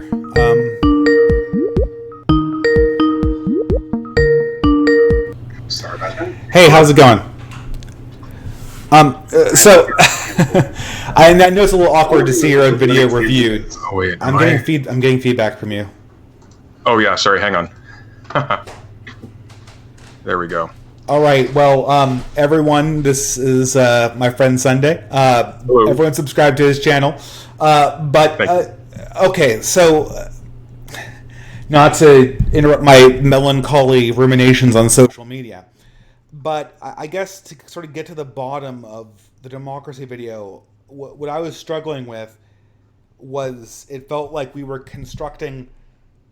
using strange definitions to come up with syllogisms that communicated things that in their ordinary definition would be the exact opposite of the case. Namely, that humans aren't by their nature not political.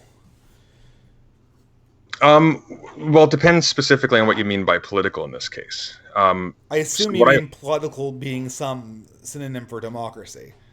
Not exactly. So what I was interested in here was how do individuals come to think of themselves in the way that modern political humans do. Obviously, today everybody is political. Yes. Obviously, by Aristotle's time, everybody is political. What I was interested in here, this offers another thing here.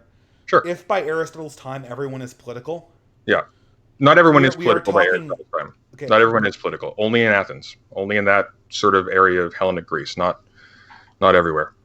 So, for example, you know, go on. We're talking if we're talking about something that started in 600 BC in Athens, and then spread with Hellenism. We're talking about a phenomenon that correlates with like 99% of our written material. Yeah, that's true. I would agree with that. So my natural question would be, how do we know that there was this pre-political time? I'm skeptical. Let me try to put to you why the question is relevant in the first place. Okay, that's probably excellent question. Excellent. That's where I always like to start with these things. The issue isn't actually the definitions or being pedantic about how we use our terms. I am particular about how we use our terms because we can tend to let certain concepts slide unexamined if we use those terms loosely. But the major point is this. The specific history of democracy supplies our sense of what kinds of regimes are plausible now. So the point I was making with respect to Stalin, Mao, etc., being operating within a democratic paradigm is not that the regimes that they were instituting were democracies. The point was that the regimes that they were instituting relied upon a basically configuration of the human condition wherein the seat of power was in the mass of individual people. That was the crucial point. It wasn't that those societies were themselves democratic in the sense that we mean today when we say like the United States is democratic and China's not. But would this mean that enlightened people like Louis XIV and Frederick the Great of Prussia would also be Democrats because they conceived of themselves as sort of... They weren't Democrats. But they shared in... What do we want to call this? Like the democratic spirit? I don't know. That's a good question. I mean, not a lot of political scientists are working with this. It's a bit frustrating, actually, because most people are sort of using these terms very loosely, and that's led to a lot of confusion. Well, I mean, the thing is, in order for... we've established that I'm way more practical in my approach than you. But in order for a word to be useful to me, I have to see some examples outside of it. If the word is so extensive that it hits all of my primary political examples, then it starts becoming Yeah, that's fair. Here's how I would answer that then. I would liken it to sort of changing perspectives on disease. So, I don't know medical history very well, but let's say, for example, at one period in time, people thought that illnesses were the result of the interference of the body of evil spirits. yeah. Later on, they thought it was some kind of humor, some kind of substance in the air. And then later on, they discovered that it was bacteria. Well, the reason why we're able to cure diseases now, as opposed to those people back then who thought it was evil spirits, with much more effect, is because we understand what the underlying dynamic. Cause. We understand. Sorry, We understand what the cause is. the cause. Thank you. And this is from a stats point of view, it is incredibly difficult to infer causation. And this is, we discovered that germs certainly in cause the disease in because the, in the particular we were able to isolate people and in some cases literally infect them with germs. Yes. But short of that, if you're just seeing things that correlate with each other, that is, you're gonna. I'm not sure that I am. Could you clarify what you mean? So do you know correlation's not equal? This is sort of an internet Yeah, cliche. of course. Correlation's not equal causation.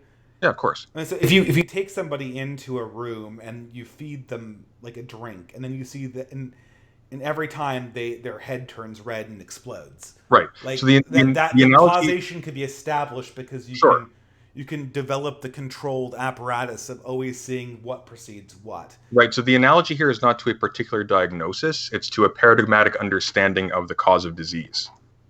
So the cause of disease was determined by the isolated experiment. No. The cause. Hang on. Dream up bacteria out of the ether. No, the cause of the individual's affliction would have been determined by experiment. The cause of disease in a general sense is determined by whatever paradigm governs medical science. If I think that there's some kind of substance in the air apart from germs, then I'm going to make a diagnosis based on that understanding. But bacteria that are operating. We're having a causation on how we establish causation. How did that reigning medical theory develop? It developed by looking at small cases and developing the relationship very firmly on the small case, and then building up from that. I'm not really sure what you're trying to say there. I'm saying that you're saying that there's this thing that causes democracy. Like what are you proposing the cause? There were historical conditions to democracy being possible, and we know that simply because we saw the particular events. But that's tautologically true.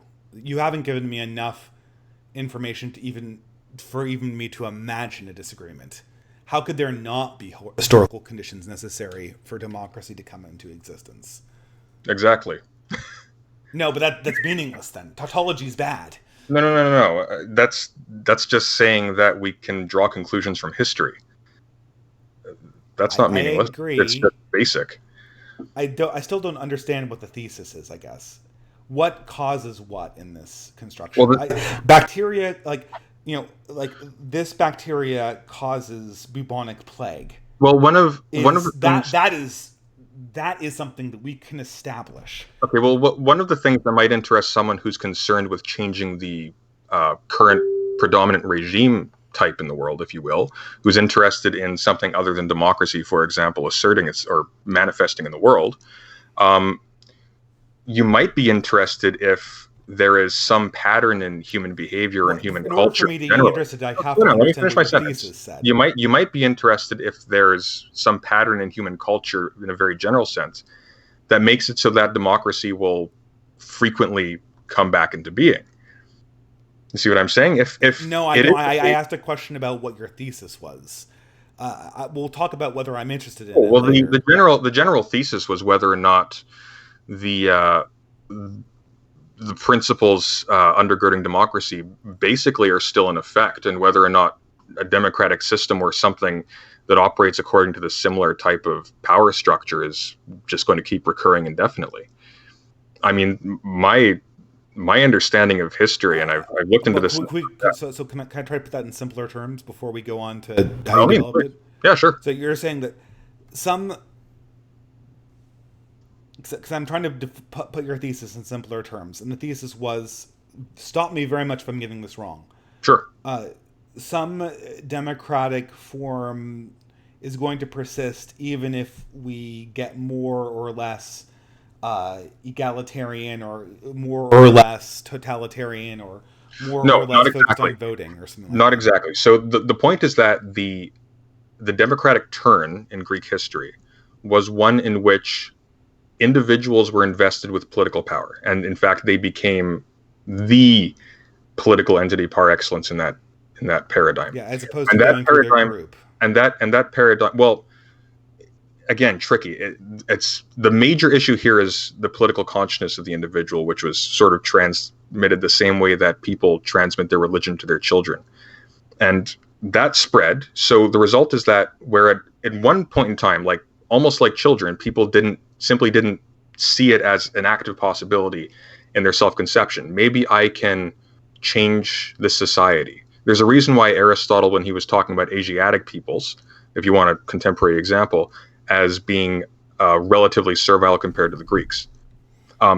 It was a thing that was just culturally unthinkable for so many different people. Not unthinkable in the sense that, when I say that, by the way, I don't mean that the human imagination is incapable of coming up with it. What I mean is that there were simply no cultural prompts for anyone to do so in the first place. So it would be absurd for somebody to think of it. I mean, it's perfectly possible. It's not a Chad, thing that any, and it's not a thing that any one second, aristocrat back Sunday. in a stratified society would propose. Certainly. Sorry, go on. Is the sound all right, Chad? Is are there audio problems? Yeah, there might be feedback. I've got I don't have earphones Okay. and no port for my computer. I think. Oh, anyway, I'm hearing you fine, so I'm going to assume that the chat does. Okay, so you're saying that this is. How could we make this simpler? So you're saying that. Can you try to like put it in very simple terms? You're saying that there's a quality, like without referencing Greek society. Can we put the thesis? Mm-hmm. Like, so there's a quality in society now that Yes, is we can call democratic. it's equality in culture, I would say. It's a But quality yeah, in culture that we can call democratic, and it persists even though we have regimes like Hitler and Kim Jong Un and stuff like that. not only that it remains, Oh, it's there's serious audio problems. Okay, that is not good. here. Let me. Okay. Is it just me when I'm speaking, or is it both of us? Because it could be feedback from my end. Uh, My well, mic I'm not so isn't sure. It's fantastic. probably my mic here because I'm. Yeah, you are getting randomly louder. I can't tell if it's me because I moved my mic closer. I have the stream muted, so you're not getting feedback from So, that. I guess we'll just have to go on. I'm sorry. No, no worries. I could hear you fine. Okay, I guess Could you repeat your last okay, so I'm just trying to determine what the actual contention is. Okay. I'm trying to You're going to determine be like really annoyed, but I'm going what to are try we to draw another analogy. what are we actually tracking, right? We're tracking some element of culture that we associate with democracy, and this element persists even in non-democratic societies like the ones you showed in your video, Now like they Hitler and stuff now they like do. that. It's not a human universal in history. It's only But for it's the a universal in the 20th century, even among yes, people like yes, Stalin and Kim yes, Jong Un and stuff like that. yes, yes. And incidentally, Stalin, I wouldn't say is necessarily representative of this per se. I mean, he is in a sense, of course, but Marx's concept of the communist utopia was very much informed by an idealistic notion of Greek democracy, like 100%. Um, him, like most German political theorists, were very much on that track. Okay, but I guess I mean obviously everyone's gonna study the past, right? I mean, Yeah, of course. I'm sure. Here's the analogy. Okay, so think of it like how there were different paradigms in what the universe was shaped like, and people did their science differently depending on what they thought the universe was based on. Well, similarly, people engage with their societies differently based on what kind of how they conceive themselves in relation to their communities, and it Well, just so happens. I understand what a theory is. I understand what a model is. I mean, Okay, you're just explaining to me what a model is generally. I'm trying to understand what your model is, like your I, specific model you're proposing right now. I'm trying to point to though is that in these cases there was, I don't know if this is the correct term, it's a bit out of my field, but there was a phenomenological thing going on there. It was how they experienced the world itself. In this particular case, with the emergence of democracy, the point is that up until this period, um, people didn't think of themselves or sort of have the thought occur to them naturally that I'm going to go out and change the way my society is run.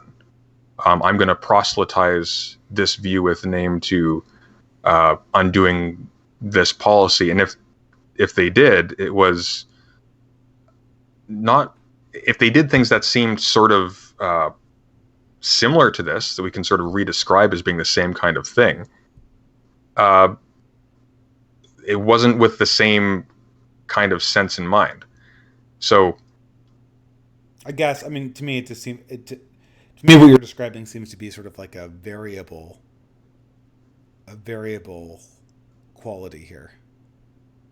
it was a variable quality once, Like but for instance, like everywhere it's thoroughly westernized now. Politically, that is quite I mean, thoroughly. would you say that Chinese people have the same attitude that they can change their government that the French do? Post Mao, absolutely.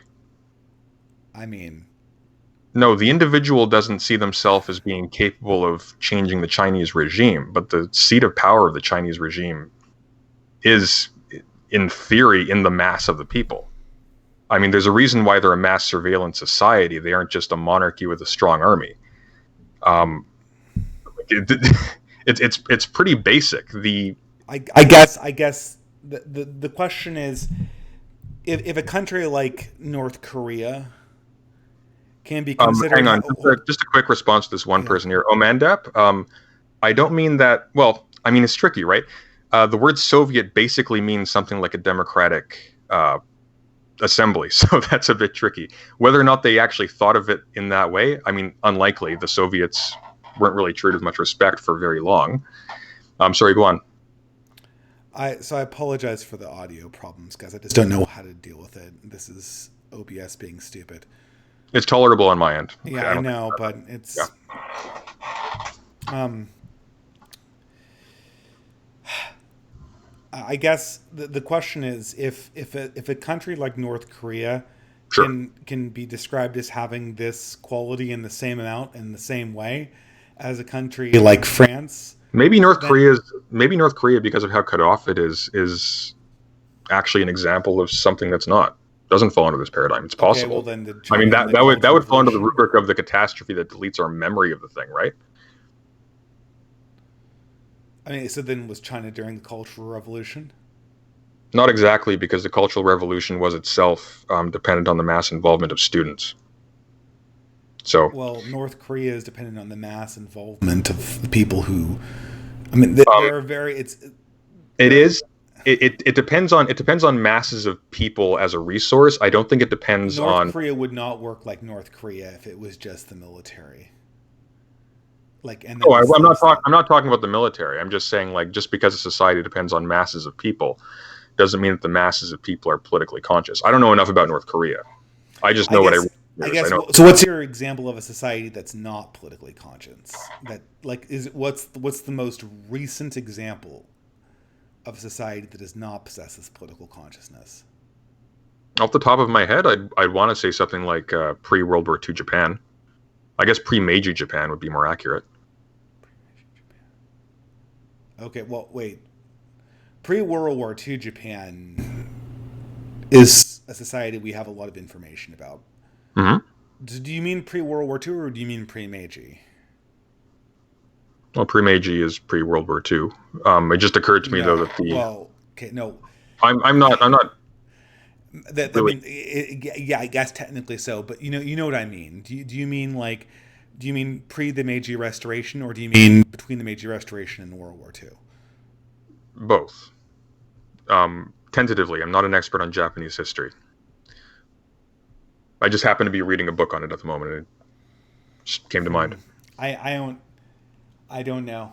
I The reason why it's specify not Meiji is because during the Meiji Restoration, I know that they were taking a lot of political concepts from other places. I don't know the extent to which that infected their thinking as a whole, so I couldn't really speak to that. I guess if it's kind of a weird thing, right? It's kind of a weird. But look, It's kind of a weird here's dividing line to put like inside the freedom camp, like Stalinist no, no, Russia. not the freedom camp, Okay, not but the what freedom do you camp. Democracy does democracy not mean camp? Well, I've been asking for a word for this, and I just democratic paradigm. Democratic hold on. paradigm. Let me restart Skype, and then let's see if that works. Okay. Yeah, no worries. You know what I think it might be actually? Okay, so let's try this again. I need to stop the stream very shortly because I'm running out of time. But how is the sound now, guys? I'll restart Skype and see if that works at all.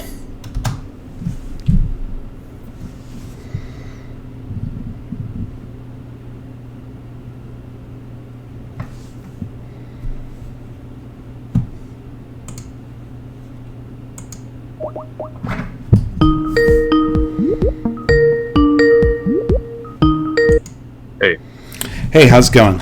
So it just occurred to me that I think what might be happening is you might be talking to the chat and to me at the same time. Why don't you oh no, try? I'm sure that's the problem. But the problem is I can't. Well, I was gonna say, I can hear you on the chat. So why don't you turn off Well, the but you're Skype going to audio? get me in a 20-second delay. There's no way we'll be able to communicate that way. Fair enough. Okay. So just to put sort of a ribbon on this thing, you know, this quality that we're tracing, which we don't want to call freedom or democracy or anything like that. I The know democratic paradigm. It's just a democratic paradigm paradigm. of So this democratic paradigm, it's a weird line to draw, where we're putting Meiji Japan on one side, mhm. and then Stalin and Mao and Pol Pot and the United States and Republican France on the other. Well, because we're talking It about the just it's spread of a just kind of it's kind of cultural it's just a consciousness, right? weird. So it just hadn't spread to that place yet. It has Yeah, but nothing to do with the I'm actual trying form of to government. imagine like what like what I'm getting out of it, you know?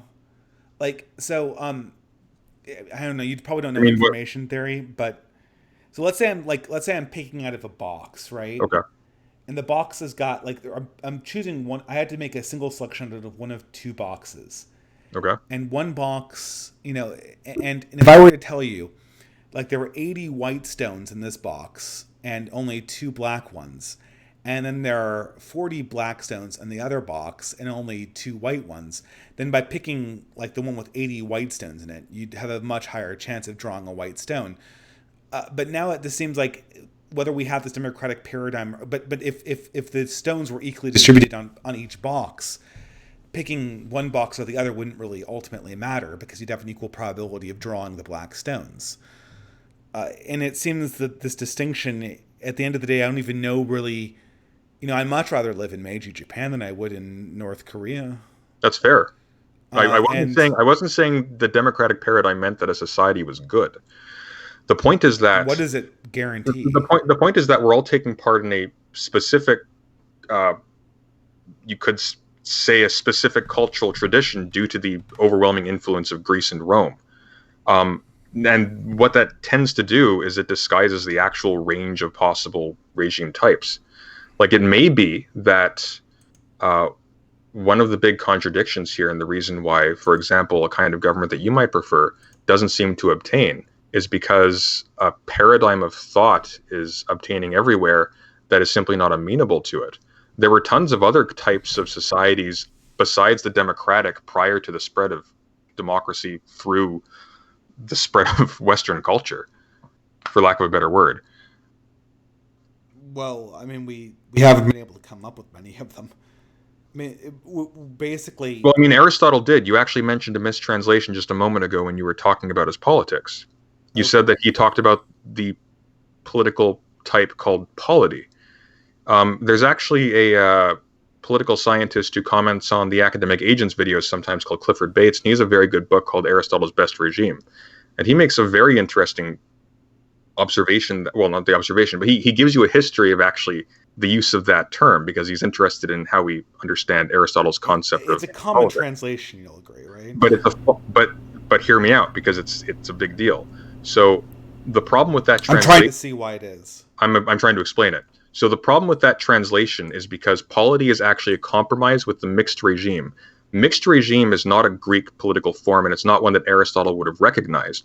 The reason why we use the word mixed regime in earlier, worse translations than the most recent ones that use polity, I think Carlin's Lord uses polity as well, he's the best one, is because the person from whom we got most of our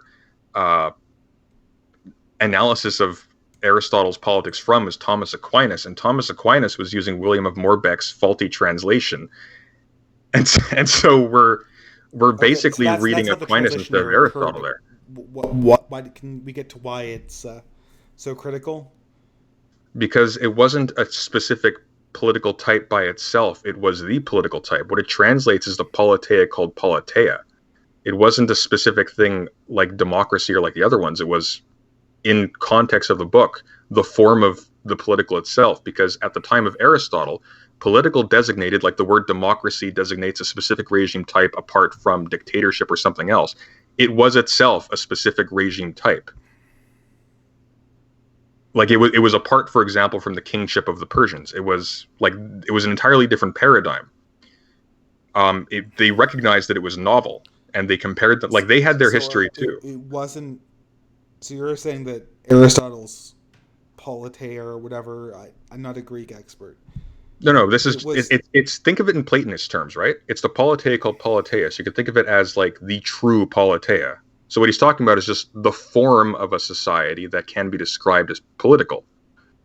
And what that shows us is that there were societies that had power, that had armies, that had territory, that were not regarded as political. It's borne out, too, in the way that they treated other cultures. So, for example, if you read Thucydides, you'll see that they refer to Athens, Sparta, the Lacedaemonians, if you will, and the king. Who's the king? That's the Persian Empire is what we would call him.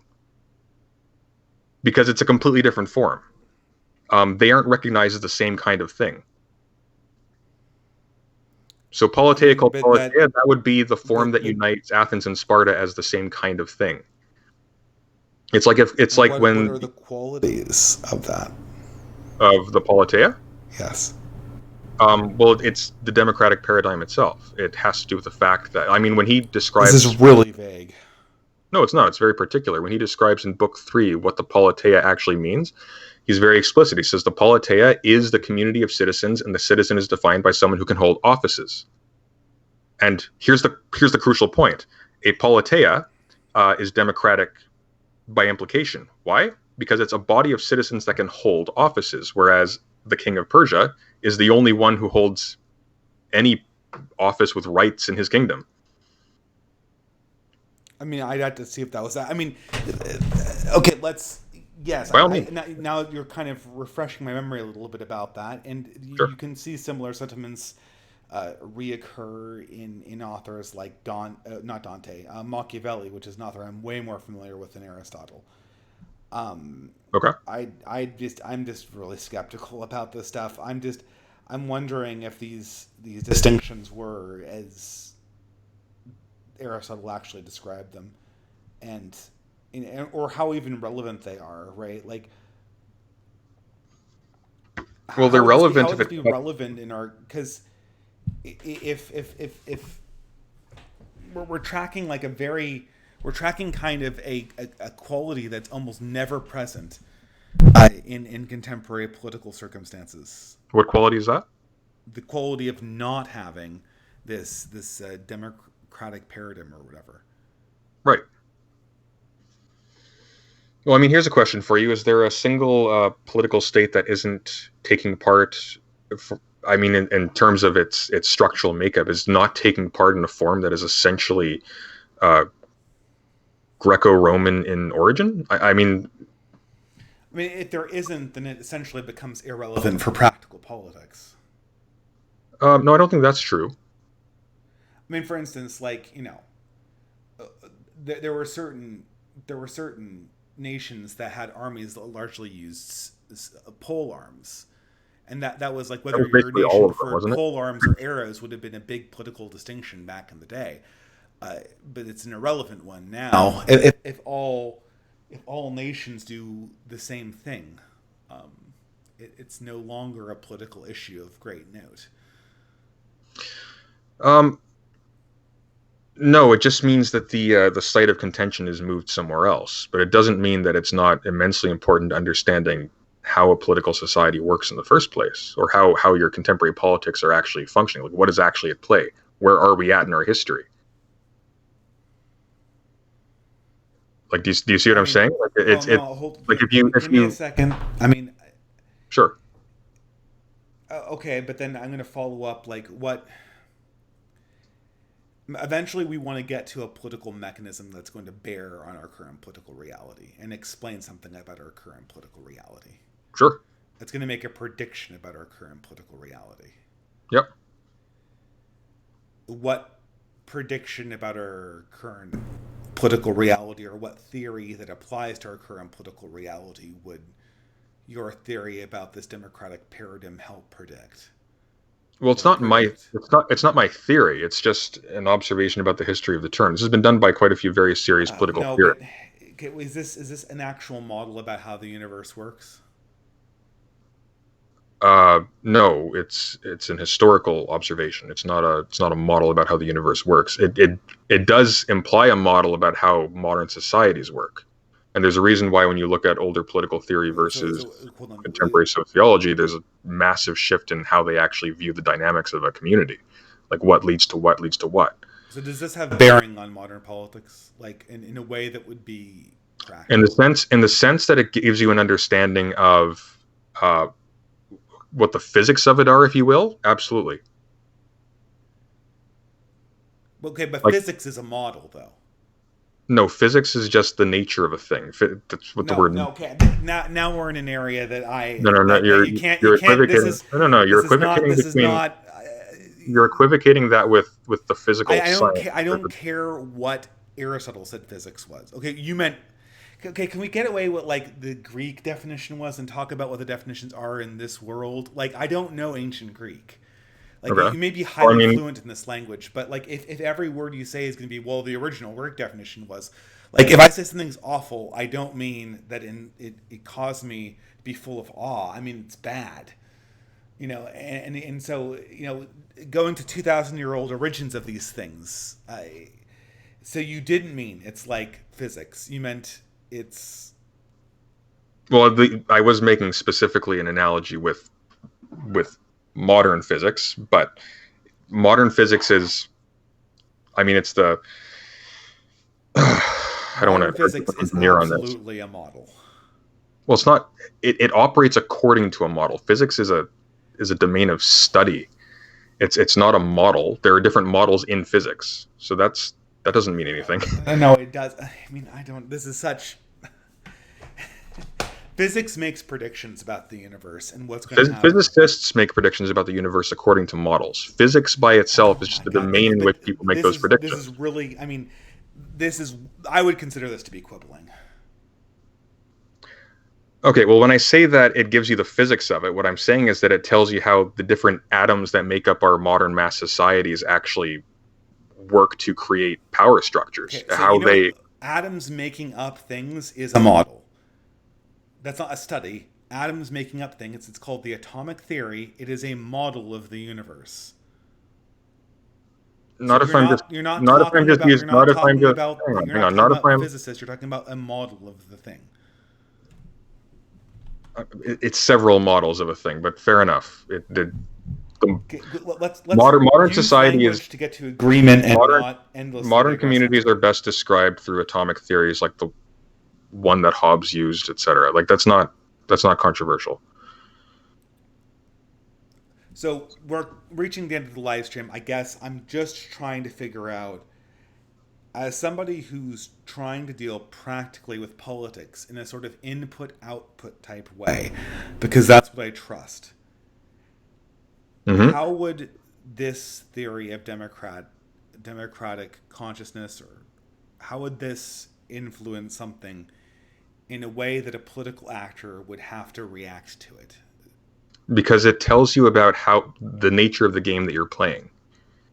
It tells you something about what kinds of communities are even possible, or more specifically, what it is that limits the range of community types that you can think of in the first place. If your paradigm artificially restricts the kinds of things that you can conceive of, that's a problem. If maybe the kind of thing that you want to see requires a structuring of society that is dependent on a different consciousness prevailing. So you would say that it's impossible to have an absolute autocracy. No, you can absolutely have an absolute autocracy. Yeah, I'm gonna have to end this stream because apparently the audio is so terrible. But there's so many questions I want to ask here and interrogate this I'd be point. happy to do this again at I your guess leisure. I guess what I'm just not communicating I still don't feel like I've gotten to like a physical thing that I can touch. Well, of course not. We're talking about concepts. We're talking about No, concepts. but concepts are Psychology, like, only. I'm only talking about concepts because they point to things in this universe. If the concept is, unless it's linguistics or mathematics, what? I don't need a concept that only points to other concepts. Uh, okay. So we're talking about politics, which is a real thing That in the real world. It's not mathematics. It's not the okay. music of the spheres. Um, I don't even know how to respond to that. I'm trying to get away from concepts to. Okay, so So here's the problem, right?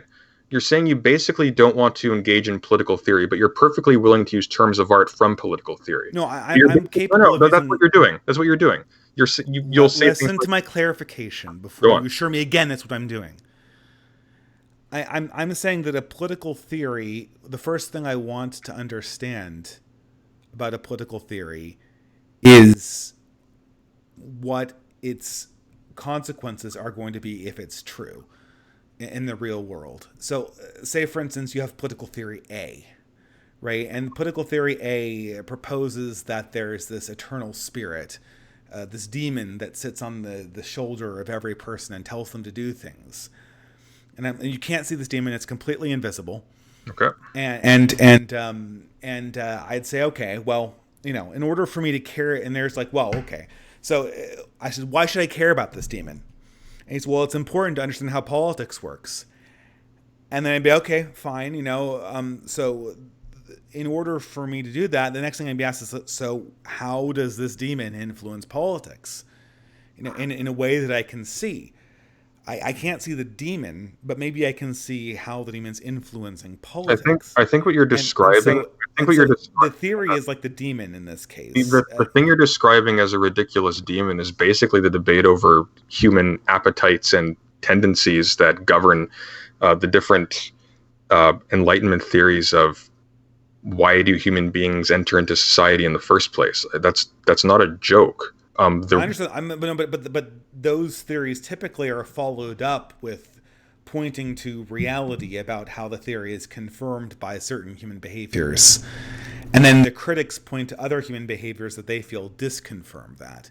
But it always goes back to things that we can see in the physical theory to confirm or disconfirm those theories. Well, I mean, it's a really basic point. Understand what if you don't understand what the processes are at work that cause societies to take the forms that they do, then you're going to make prescriptions that don't track reality, and you're going to land in some really bad Well, spot. yes, that's the concept of a model, right? The concept of a model. If I have Yeah, a wrong model, I will make bad predictions, right? right. So you're saying that if I don't have the right model, I'll make bad predictions. I'm totally agree with you, Sunday. I know what you mean. I don't want to have a bad model. And then you Right. say, well, hey, you need this for your model. And I'm like, okay, so this is a new addition to my model. So how do I know this new addition makes my model better? Well, I want to see exactly how this new edition changes my predictions or changes my The point is understanding of the that past, and then the I'd point is go to that reality, right, and see if okay. So the this. point, hang on. The point is that the model in question is contingent historically. That means it's distinctly possible to erase the model or alter it. You just have to be aware of that in the first place. You're not just playing a game within the model. If you recognize that the model is contingent on certain presuppositions that are not necessary, then you can go back and you can say, okay, um, maybe I there's guess things that we can actually address I felt that like we we were on aren't the able to same look at. page for a second, and then we immediately got off the page. Where do you think we? Is this model going to help me predict the future or not? Because if it's not, I don't care.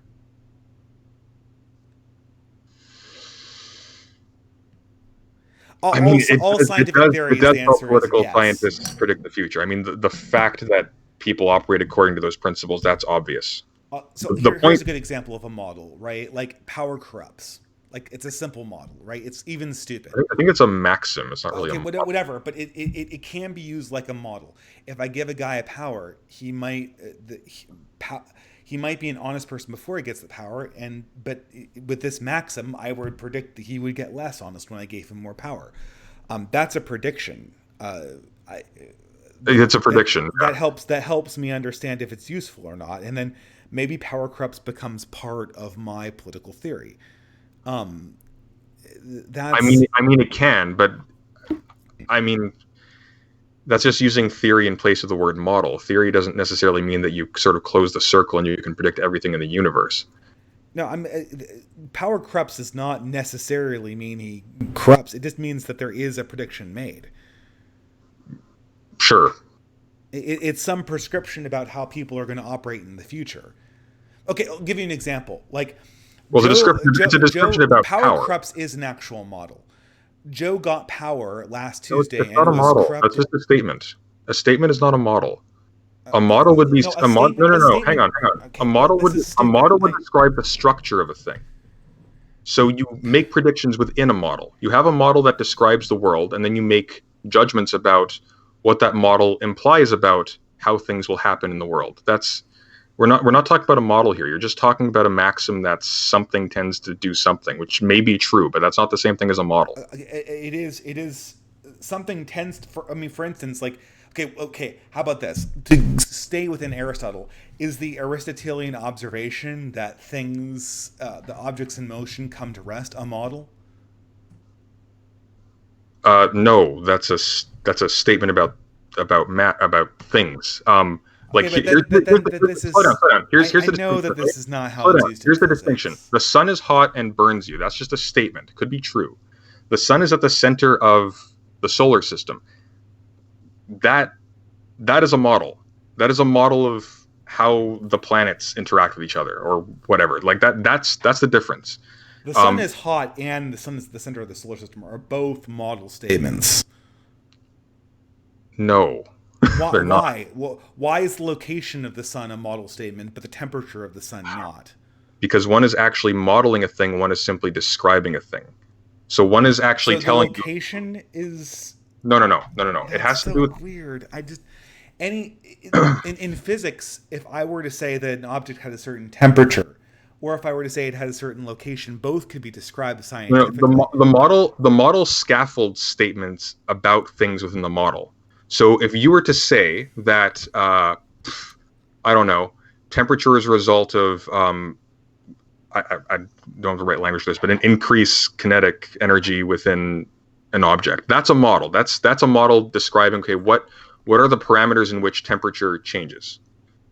Saying that a thing is hot is just describing something in the world. It doesn't actually depend on the model itself. You can say power corrupts. Okay, well, what's your model for Well, power? How are we okay, describing so that? What like is that situated within? What is corruption? What is that situated within? What is our concept of human psychology or human being? so what's your definition of a model exactly? It's a holistic statement about A the holistic domain. statement. Yes, it's a holistic statement about the domain in which you're studying a thing. Well, sun at the center of the universe certainly does not count then. What?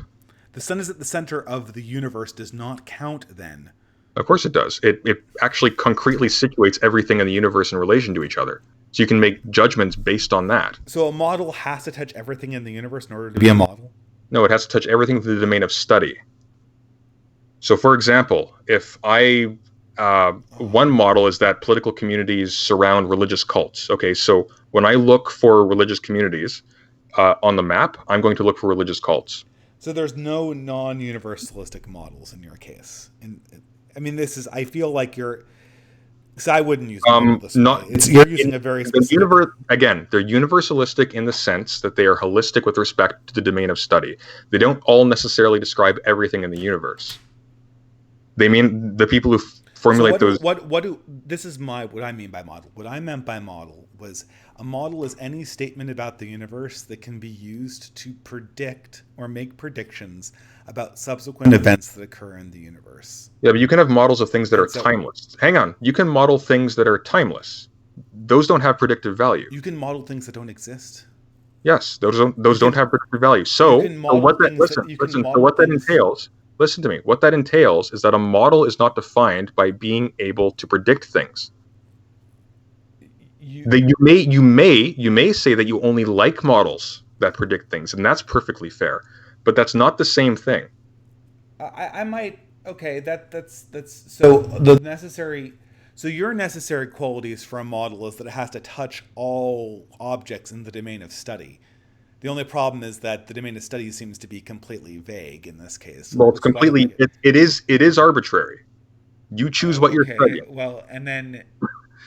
Okay, so what I'm. Okay, but okay, so in order for a model to be interesting for me, it has to make predictions. But models don't make predictions. Oh my god! Models don't make predictions. No, hang on. Can we stop? Like, do you know what I mean? Like, can you be generous to me and sure. assume that okay, well, you know what I meant when I said that? Scientists say that all the time. Yeah, but scientists are notoriously bad at this. Okay, but scientists are notoriously at getting good results, which are not something that not very good at describing them, though. I seem to recall a recent book by Lawrence Krauss. That was a little bit funny. Okay, look. You know what I meant when I said that. You didn't?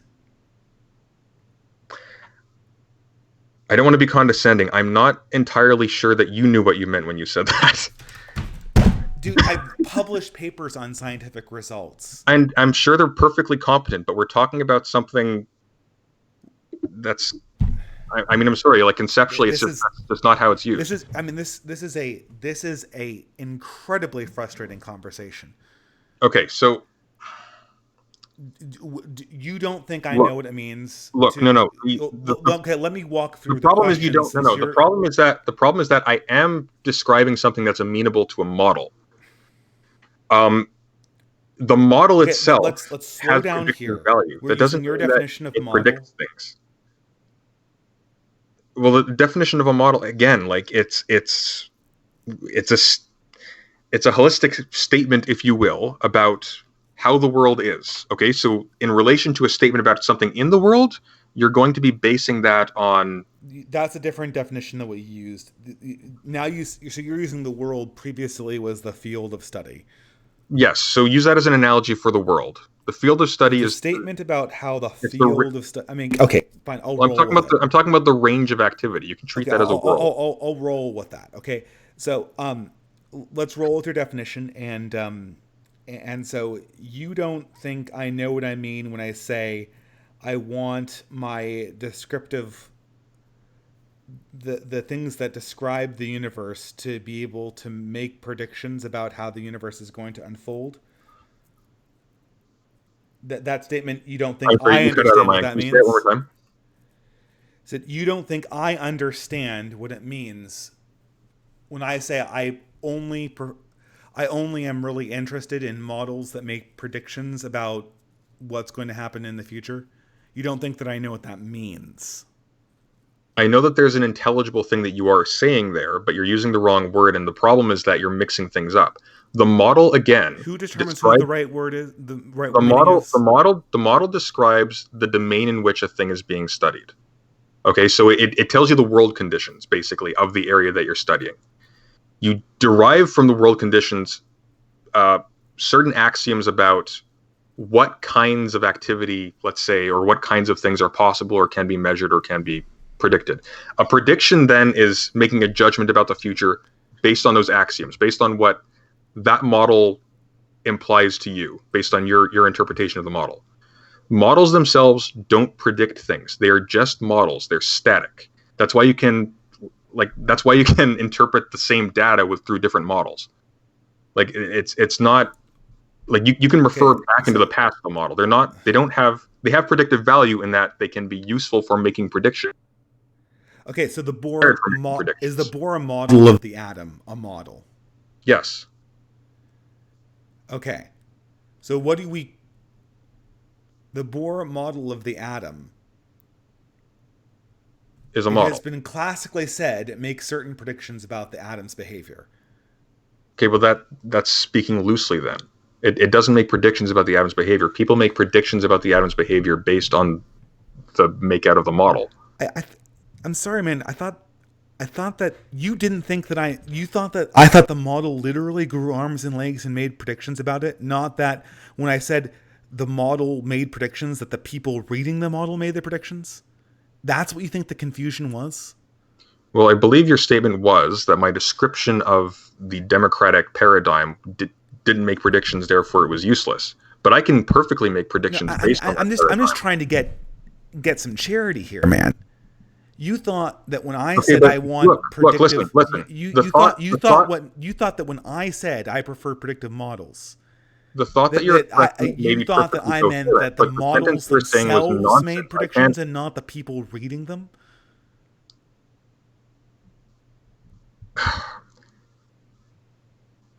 Your criticism basically relies on that being the case. You saying that a description of the world has no predictive value, or does not make predictions, is saying essentially that.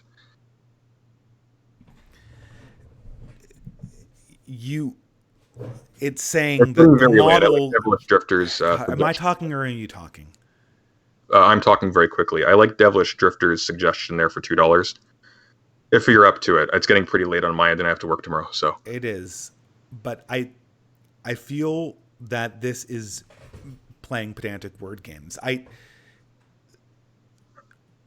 disagree, and I've tried to lay out incredibly successful domains of academic endeavor use predictive and non-predictive model all the time, and nobody thinks that it means that the model sprouted arms and legs and started making predictions about the universe. Of course not. But what do you mean then when you say that my model doesn't make predictions? I mean, can your model be used? I thought this was... Of course it can. Of course it can. That's basically the last 500 years of political theory, man. Give me one of the predictions. Okay. What did you think I meant when I said, "Did your model make predictions?" I honestly couldn't tell. It's a weird statement. You didn't think that when I said, "Did your model make predictions?" You thought that the model would. Well, you're using predictions except someone who was reading it. You said it that way, man. That's not me. I'm sorry. Okay, this is ridiculous. I don't even know there's a point in continuing this conversation. You're not putting predictive versus non-predictive models on me personally. Like, you might convince me that you have a better way of talking about this stuff. You're not going to convince me that talking about whether a model is predictive or makes predictions is some weird terminology that only Dave uses. Look, you're right. It is late, so let's have this conversation another time, if at all, again. Okay. Have a good night. Okay. Yeah. Bye. Thank you for having me. Have a good night. I'm sorry, guys. I'm so sorry. That was a huge waste of time. I just...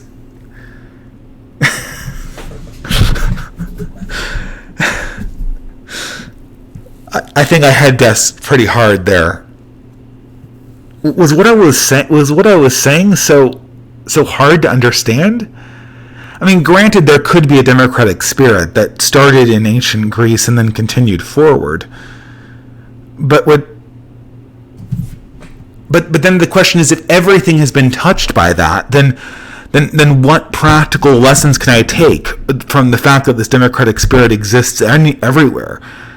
It just... Okay, though, dude, I mean, I was... But someone says from the chat, part of charity is agreeing to use the other person's definitions instead of spending 30 minutes quibbling over them. Sure, and I was trying to, but the problem is that I was trying to ask a very specific question about what this model... I don't even care if it's called a model. I don't care if it's called democracy, the democratic spirit, or whatever. He's saying that there's something that exists. There's something that exists, has some kind of qualities. Fair enough, it's a demon on our shoulders. The only reason why I care about this thing is when this thing has a happening, and that happening comes forward into the future. The problem is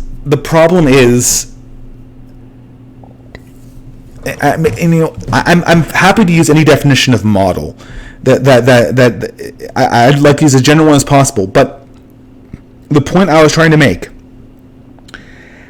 where does the rubber meet the road? Where if I'm operating with some kind of perception of the universe,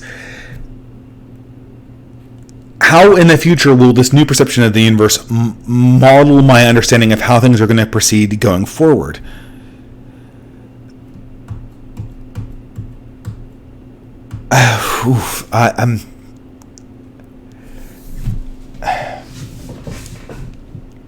I guess I personally don't believe in right definitions or wrong definitions. They're all just words. But the thing is, when the language shifts so that it constantly excludes the ability to make up the point of something real in the world. Okay, so here's something that's real in the world. I have a concept in my head. You're proposing a new concept that's going to go in my head. And I have the right to say, well, how will this new concept make what's in my head look more like what's in reality in the future? We can use whatever words we want to describe that model or not model or heuristic or phenomenology or whatnot. But I'm going to return to that question.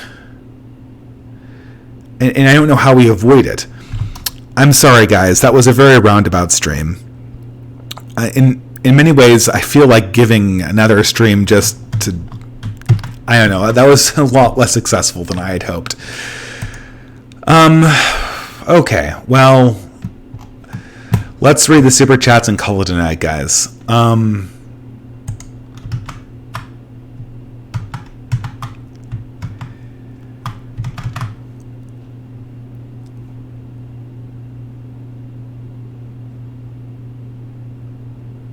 Okay, Son of Tiamat for $10. I figured out why individualism is stupid, because it treats human conditions like a logistic problem and not a spiritual one.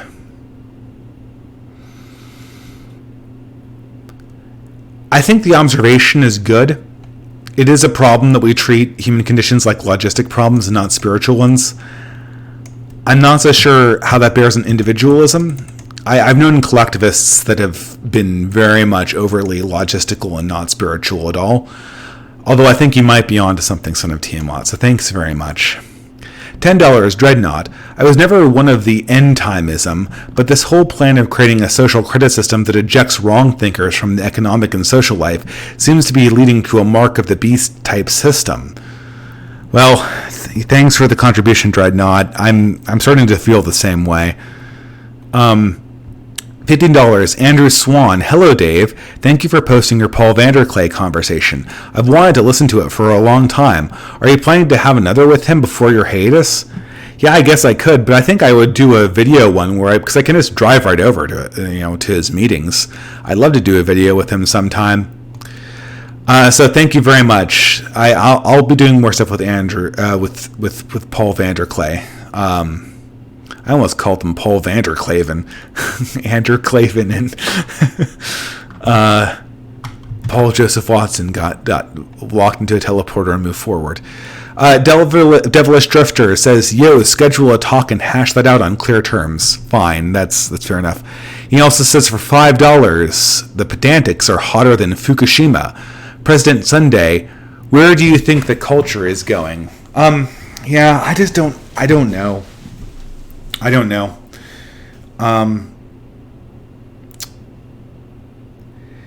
I feel like I couldn't get to the bottom of that.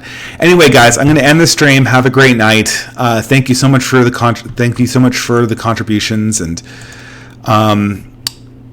I hope to be off of Twitter and doing much more productive things in the coming times. So that will.